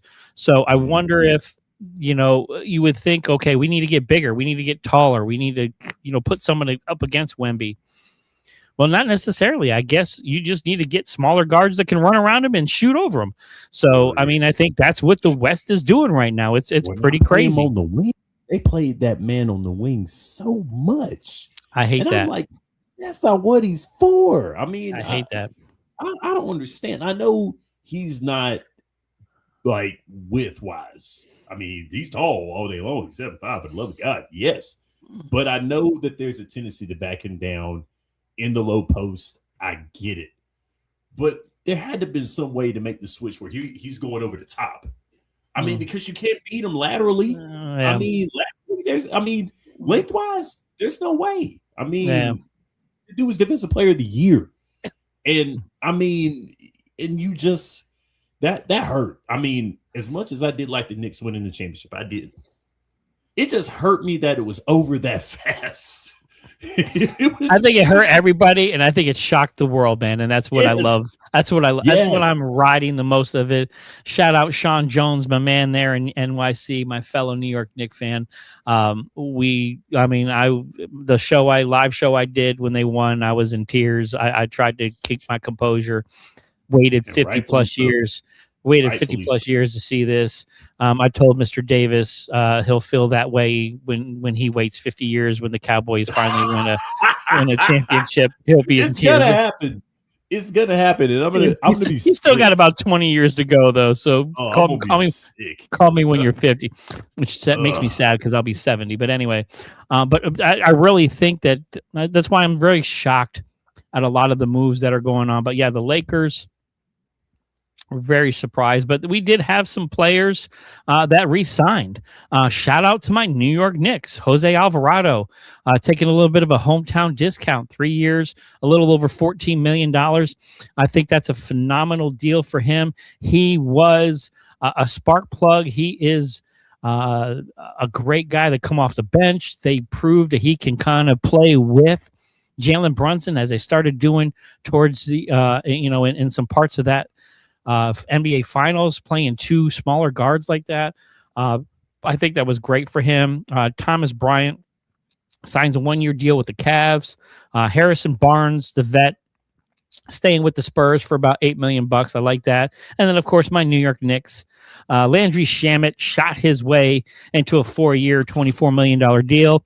Again, could have took a bigger bag, but stayed with New York. I love that. That, to me, with Shamet and Alvarado taking a little less money, I think with Jaylen Brunson taking the smaller bag and showing these guys that, hey, look, this is what it takes to win a championship. I mean, you could still make your millions, but sometimes you need to make a little bit less to be a champion, to put a team together, to play happy and fun. And that team really showed it. So shout out Landry Shamet. Those 3-pointers during the conference finals and finals literally shot your way. I mean, he was essentially not even on a squad at the beginning of the year. Make his way on a practice squad. I mean, he came up from nothing. So, man, I am super, super proud of him and excited to have him back as a New York Knicks. I love this, even though I don't like the Spurs, but Julian Champagnie, 3-year, $45 million deal. He's a heck of a baller. He can shoot the 3-point shot too. They fell in love with the three. They made a lot of mistakes, but youth sometimes gets trumped by experience and veteran play, which kind of happened. Kevin Huerter, I can't even say his name. Kevin Huerter for the Pistons, 3 years, $27 million. And the unicorn, Mr. Kristaps Porzingis, staying in Golden State for a 2-year, $40 million deal. Yeah, again, but I mean, 7-footers don't grow on trees, especially that can shoot. And if he stays healthy, that's the thing. That's another one. If he can stay healthy, he may be Yes. able to help Golden State. He can push the wheelchairs when the old guys come in, but I mean, he might be able to. But man, right now, and I'm kind of looking at the board here to see if anything has popped up. I really haven't seen any huge free agency news. I'm very surprised. Again, the Lakers very quiet, Celtics still quiet, Nuggets quiet, the Rockets very quiet, the Suns, and the other one I want to talk about too is the Magic. Really disappointed on how they kind of ended their season. They did have quite an underwhelming season. I thought they had really a good core young squad there.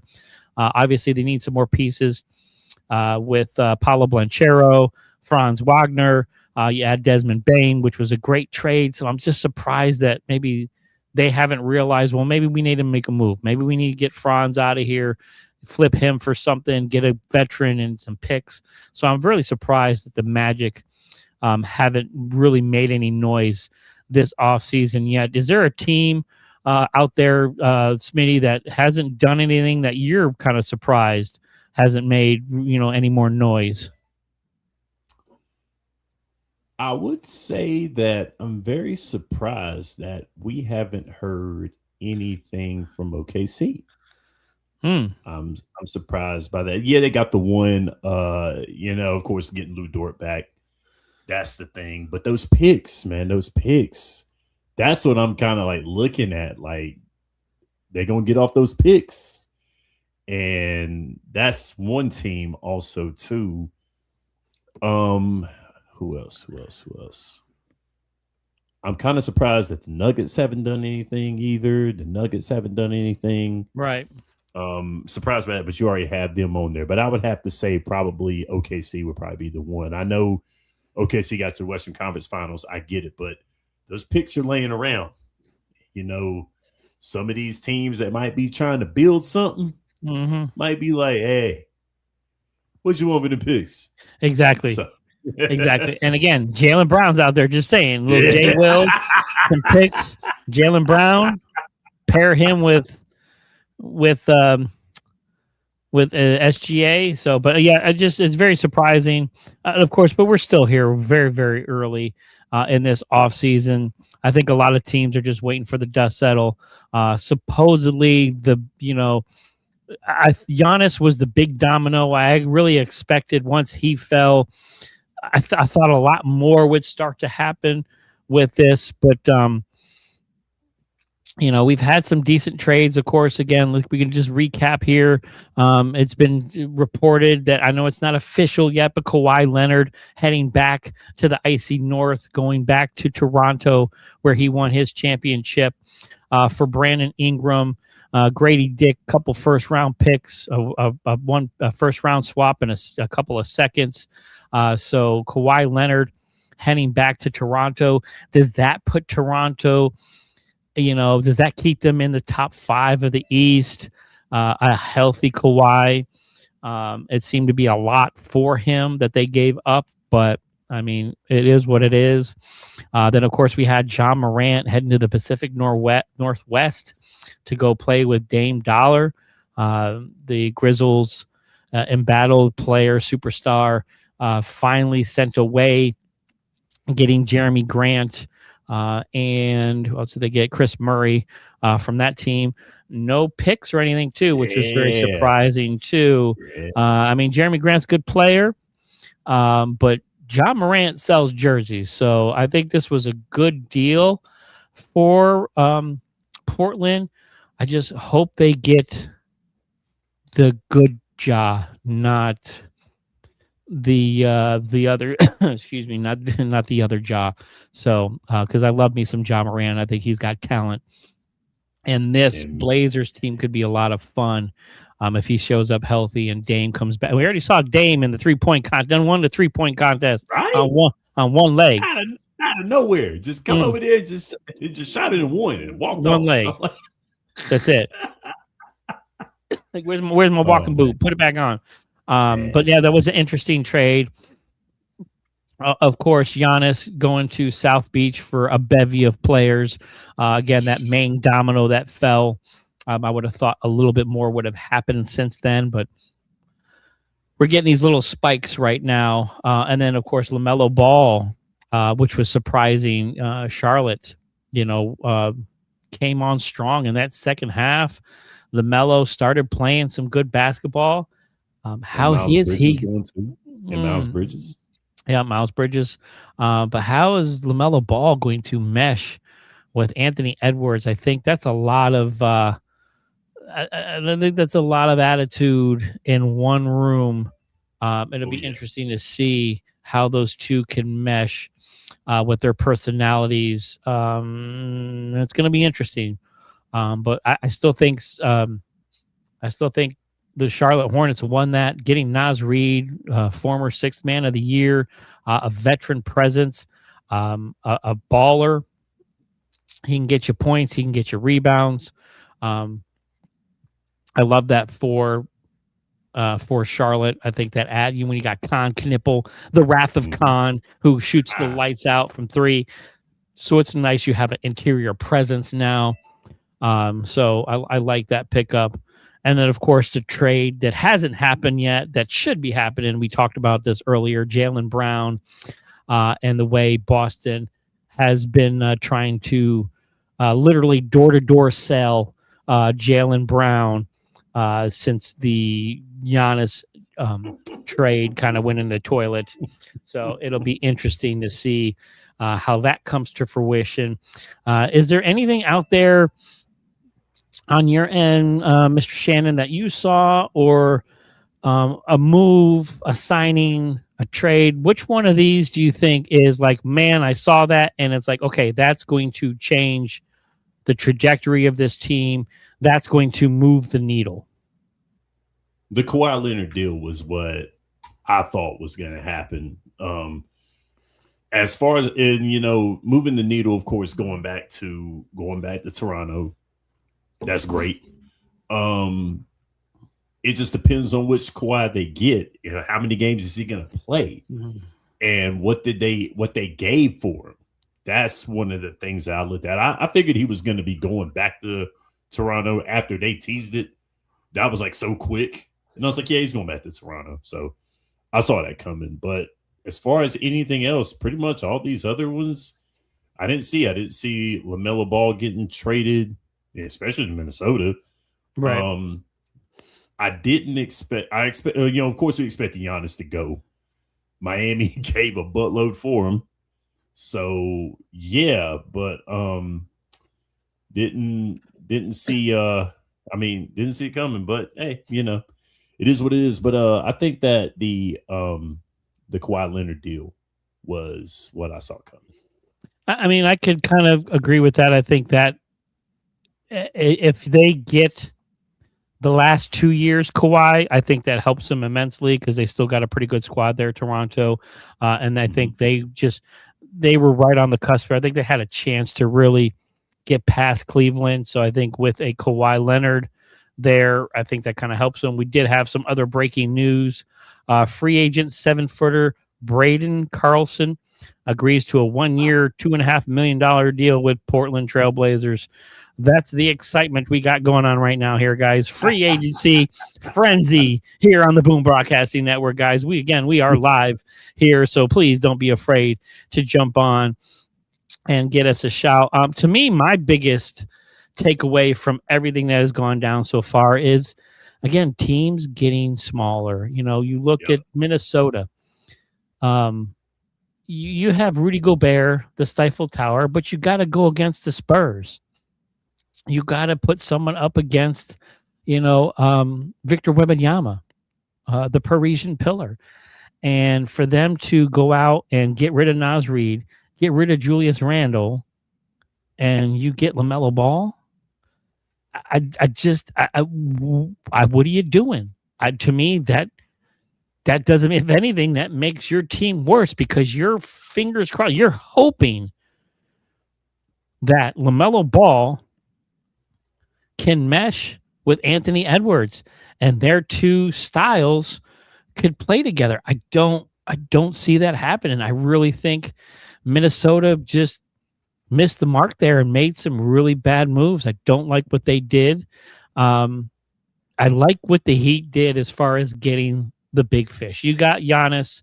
You kept him from going to Boston, so thank you. I actually appreciate the Heat doing that.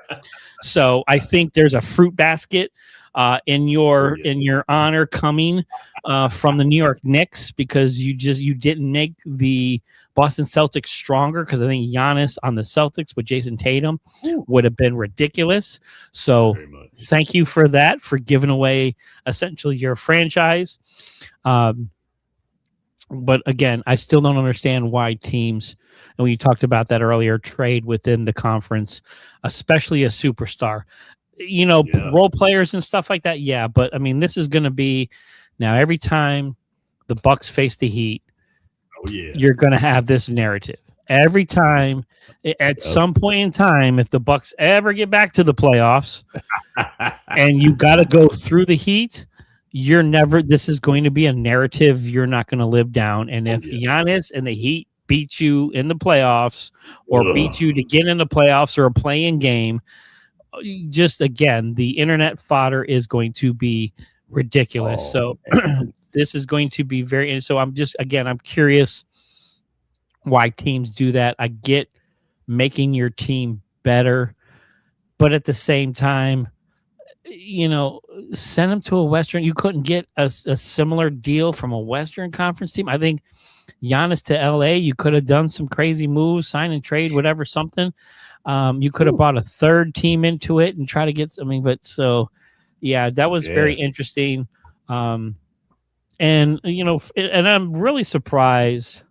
Let's see what we got here. We got a Mr. Kobe Sanders has agreed to a 4-year, $11 million deal to return to the Los Angeles Clippers. He's taking his 7.3 points a game.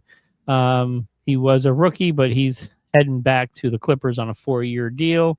So congratulations, Clippers, kind of keeping some people. They're going to need all the help they can get, especially with no James Harden, no Kawhi Leonard anymore, Steve Ballmer. You paid a lot of money for that team. I don't know if you're going to get that money back. You're not. The value is falling like a stone right now as we speak.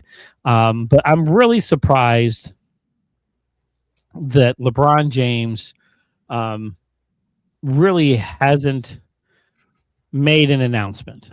If there's anybody in the NBA right now, he made the announcement he's not coming back to LA, but he didn't really make that. That was just reported.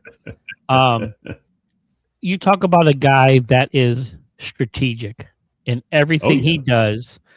He has had a plan in place. I think probably beginning of this year, end of this year, towards the end of the year, guys, this is plan A, this is plan B. So I'm really surprised we haven't kind of heard anything from LeBron.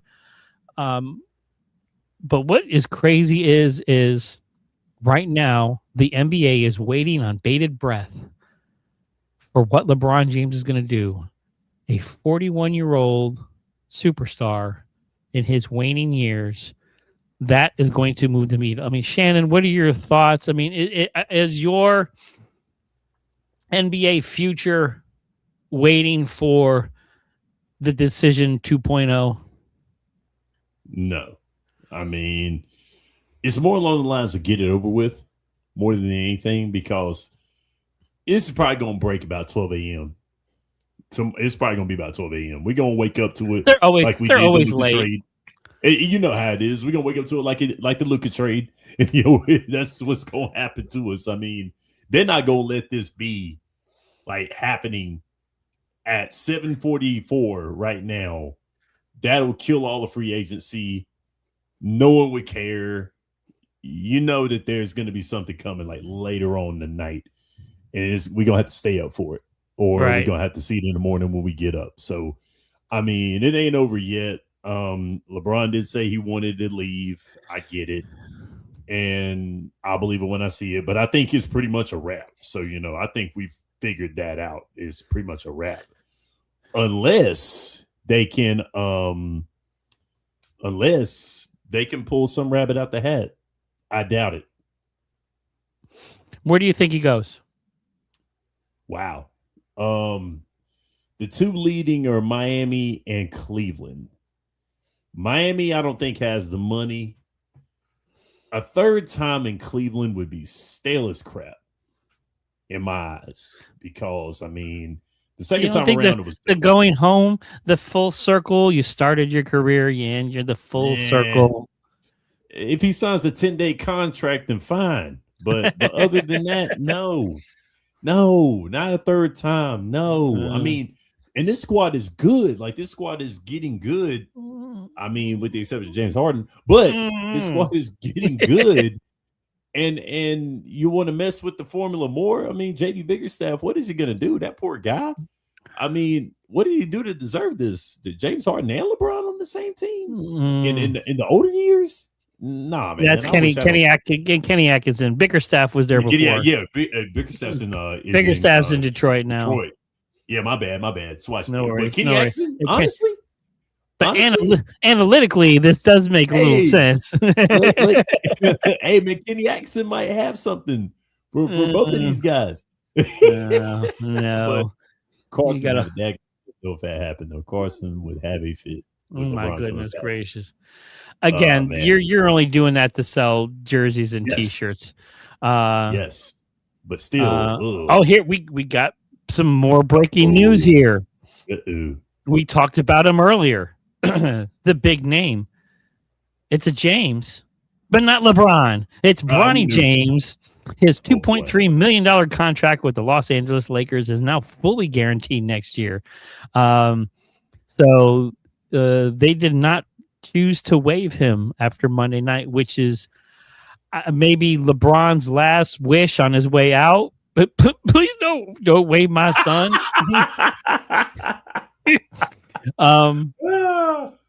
So that was the final. That was the final favor. Rob Pelinka, I think, is out of LeBron James' favors now. So whatever dirt LeBron had on him, I think has finally all that the Wolf tickets have been used up on that. But yes, Bronny James, guaranteed contract next season, $2.3 million. So we have a James decision, just not a LeBron James decision. That was going to be a talking point. If LeBron leaves, what's going to happen to Bronny? But it looks like he's staying with the Lakers. Just cut the umbilical cord, man. He needs to fly. Kick the bird out the nest. You already done a lot for him. And all joking aside, LeBron James has done everything right in his career. Yes. He has been a model citizen. He has overly exceeded expectations. How many high school kids in every sport has had the expectation level of what LeBron has had? And how many of them fail, get in trouble, go to jail? Stupid shit. So LeBron James, the kid out of Akron, his high school games on TV, for him to turn around and have a historic, legendary career, be mentioned in the same words as the GOAT and GOATs of this game. You all joking aside, you can say what you want, whether you're LeBron lover, hater, Jordan lover, hater, whatever. LeBron James has done something in this NBA that nobody really expected him to live up to, and that was the monstrous expectations that were given him as an 18-year-old, heck, even younger than that. And for him to, as a father, and I'm a dad too, for him to play his career and be able to play with your kid side by side in an NBA game, to play with your kid in a playoff game, awesome. I mean, this is going to be a movie sometime, and I know LeBron James's production company is probably already got a script going for it because I know he loves making movies and stuff now. Because it is something. It is essentially a made-for-TV movie. I mean, for what he's done. So, but all kidding aside, Bronny and LeBron, man, kudos. Because as to me as a dad. And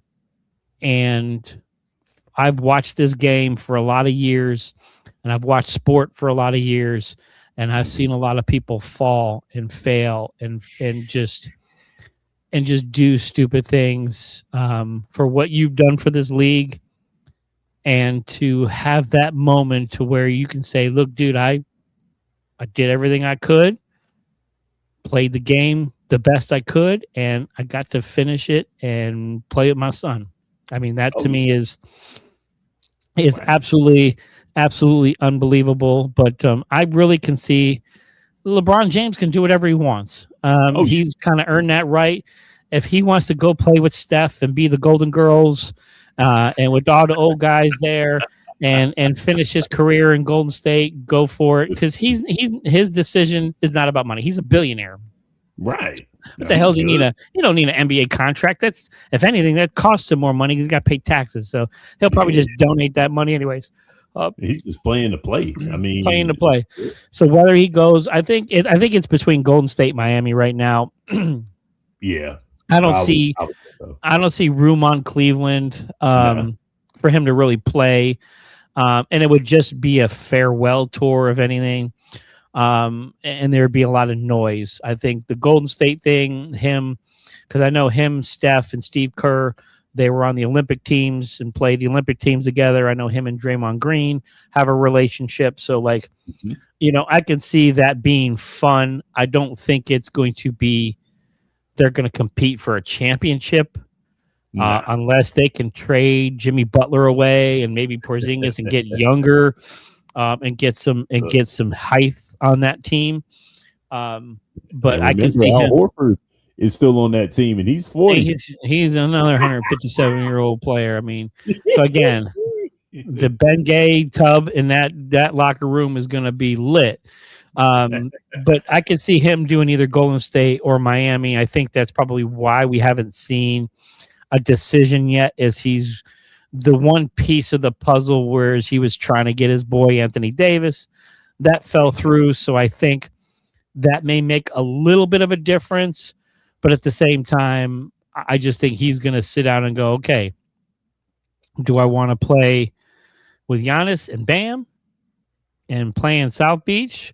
Or do I want to stay on the West Coast, play with my boy Steph, play with my man Draymond, and kind of live out my golden years? So it'll be interesting to see what happens and how it comes to fruition. But it just amazes me that at 41, going on 42, in your 24th season, that the NBA is still waiting for a LeBron James decision, as it's going to move the needle. It's pretty crazy, but shout out, great stuff here. Kind of winding up down the end here. What are your expectations here moving forward? Smitty, give me right now, off the dome, your finals matchup next year. Oh, man. My finals matchup, I really do think OKC will make a return. I think they'll make a return. I think we're going to get the matchup that we thought we were going to get, and that's Knicks OKC. Wow. I know I liked you for a reason.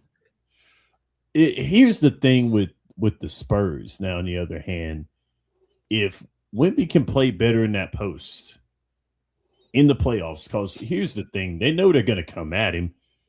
They know they're going to come at him on the offensive, like attacking it now. With him being big, I know, but they're going to look and just say, "Hey, you know what? We can move this guy." Right, and that's what I think is going to be. But like you said before, this is a copycat league, and you've been talking about these squads going small out the gate in free agency.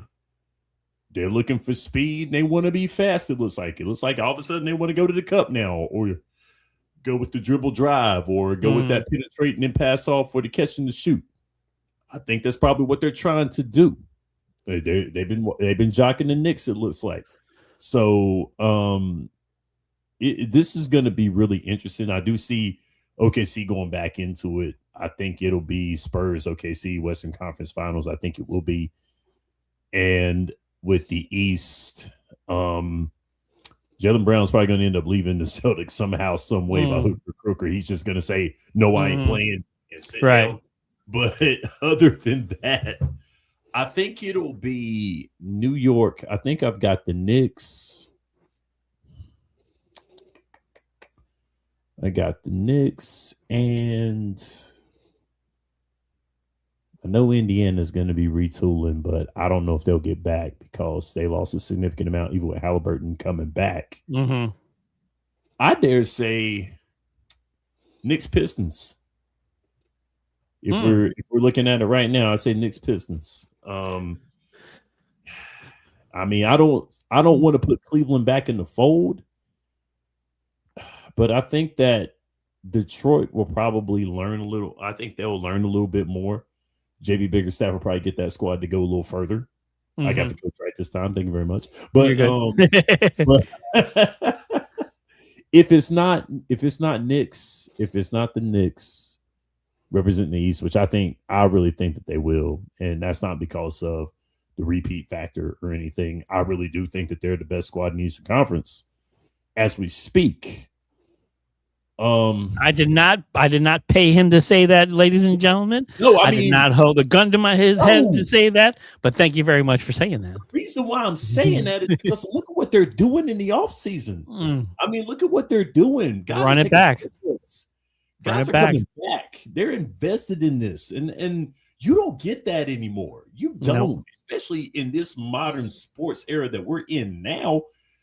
You got Zach LaVine making all that money in Sacramento right now. I mean, that's no disrespect to him. Good job by his agent. Right. But this squad pretty much looked at each other and said, yo, we did this, and there were people that didn't believe us, and we made history. Run it back. And that's cool. I like it. I mean, that's good because we were used to that when we grew up. We were used to guys saying, run it back. Because we're like, look, if we did it this year, what's stopping us from next year and the next year and the next year? Run it back. Yep. You don't have that now. And that's why I look at the Knicks the way that they are, because even if they don't make it that far, they ran it back just to prove that they could. Right. And that in itself is a good thing. So I've got the Knicks coming out of the East. If they don't come out, I'll go ahead and say Detroit. But I think it'll be OKC and the Knicks. I think that'll be the matchup everybody wanted to see. It'd be interesting. I wouldn't mind seeing that too. But I love what my Knicks are doing. It all falls on Karl Anthony Towns right now too, because I know he's eligible for his contract extension, and they're talking about whether he's going to take a little bit of a pay cut if he can keep him under that second apron. They may be able to resign Mr. Robinson there, Mitchell Robinson again. But I know he's in line to make a pretty decent sized bag. So, Mr. Robinson, I hope you get yours. But I love what the Knicks are doing. Yes, it is run it back, because we haven't had a repeat champion in over 8 years. It'd be 9 years next year if it doesn't happen. So, but I think the Knicks figured out what works, and they're going to stick to it. Turnover in this league sometimes is a double-edged sword. It's nice to get fresh face and fresh energy into a building, but at the same time, when you live, breathe, and die with these guys every day, and you learn their quirks, and you learn about who they are, and you know what makes them tick, and you fall in love with them, it's hard to beat that in the NBA, and you don't get that. So I love what I'm seeing in New York. I do have the Knicks. I think they are the favorites to come out of the East. A lot of the other teams right now are scrambling. We got them shook because ain't no such things as halfway crooks, because this is the NBA. And this is the Eastern Conference, which, I'm tired of hearing the West is the best, the East is the the lesser conference, the weaker conference, whoever wins the West is coming out of the West. I'm tired of hearing that. The NBA is tough, whether you're in the East or the West. Right. The West has some big names in it. Yes, it does. Let's give it to them. They got Luka, they got Jokic, they got Wemby, they got SGA. Yes, they got some bigger, brighter names there. But sometimes that's great for selling jerseys, but winning games and winning championships, it's a lot tougher than that. You need to go a little deeper. And the New York Knicks have figured that out, and it's got the whole league on notice, as you can see, with all the guard play that's being moved around right now in the NBA. It's pretty interesting to see. But I've been checking the updates here again, guys. We still got a long way to go. I appreciate you being here. We've been here for like 2 hours, my man Smitty. We had Alex on here earlier. Guys, Boom Broadcasting doing some huge, huge things. Debuting tomorrow on Spotify. We will have some amazing talent hitting Spotify. First things first, check out me. I will be doing New York Sports Life, my new podcast I will be doing on Spotify. So please stop by and check that out. My new episode debuting tomorrow. I talk about the new king of New York. I look at some of the original kings and how we got to this point. But yes, Jaylen Brunson, Big Body Brunson, as my man Perk likes to call him, is now the new king of New York and has earned it. And we still have the popping through Washington Wizards. No interest in trading Anthony Davis. They're not listening to any offers. So, yes, they do have time for the glue to dry on Mr. Anthony Davis. And hopefully we'll get him ready for the Wizards season to play alongside Trae Young and the first-round draft pick. But, guys, Boom Broadcasting doing big things. Alex Wober, he is doing the Seattle Spin on Spotify, which is a Seattle Seahawks podcast. We got a lot going on. So jump on the Boom Broadcasting Network here, guys. We got it. We not only are doing YouTube, but now we are on Spotify. So log on to the Boom Broadcasting Network, check out all our socials, and we get a full list of all the different. Let me see if I can pull it up here because I don't want to shortchange. I don't want to shortchange nobody here because we got so many new shows coming out. I am super excited for it. Let me pull up my Boom Broadcasting Network here. Give me 1 second.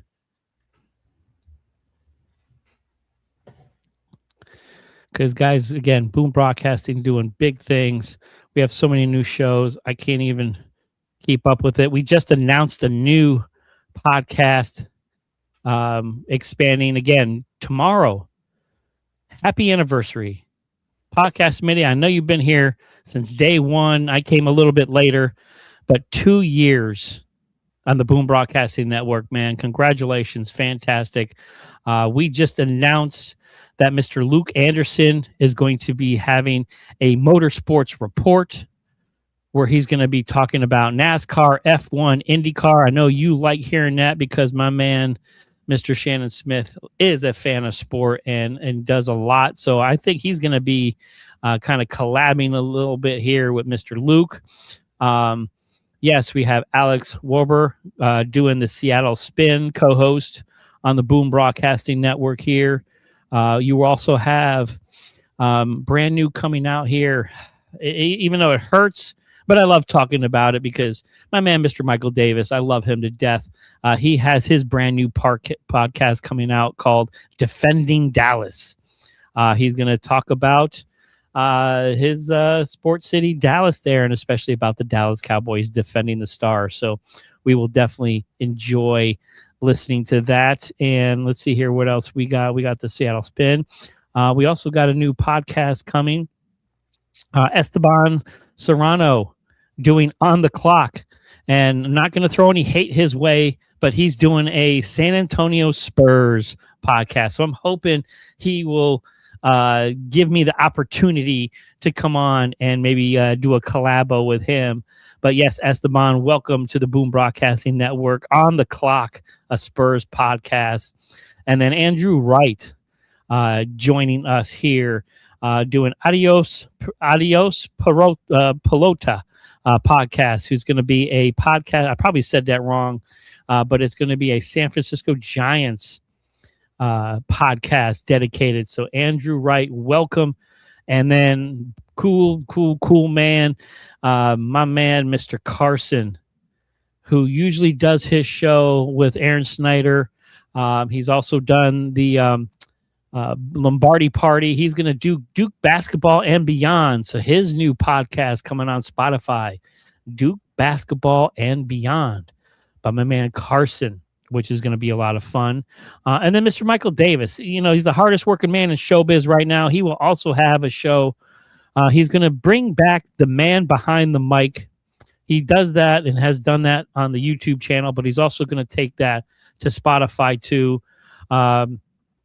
He talks about just about everything about himself and beyond wrestling and the sports stuff. He kind of really deep dives into himself, which is a lot of awesomeness. And then my man Aaron Schneider, the Gridiron Address, which I love being on. I cannot wait for the NFL. Is going to do the Black and Blue Blitz. Meow. He is a huge Carolina Panthers fan. So coming to Spotify, the Boom Broadcasting Network, the Black and Blue Blitz. So a lot of fun there. So guys, be prepared. I'm trying to see if I missed anything here. Again, I got my New York sports life coming out, which I talk about all things in New York because I'm always in a New York state of mind. Again, my first episode drops tomorrow. They're going to be a little more story-based. Trying to find my voice a little bit, trying to switch some things up. It's going to be a little more dramatic. I'm going to have a little more drama in my tone. So it's not going to be more sports talk. It's going to be, I'm going to sit and tell you a story. So please enjoy with that here. And again, we are celebrating our 2nd anniversary here on the Boom Broadcasting Network tomorrow. Mr. Shannon Smith has been here with me for the past 2 hours and 6 minutes. I appreciate you, man. I love you to death. Thank you so much for being on here with me. I love it when we can hook up. But let the people know, what do you got going on? Where can we find you? What's new and what's coming up for Mr. Smitty? As of right now, I'm sticking with YouTube, but I'm doing a little more social media presence.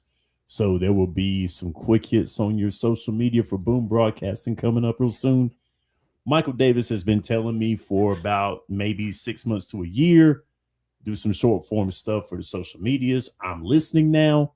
So that means there will be a lot more on the social media side from Podcast Smitty. I will be looking forward to some football this year because that'll be a lot of short form stuff, anything from the NBA.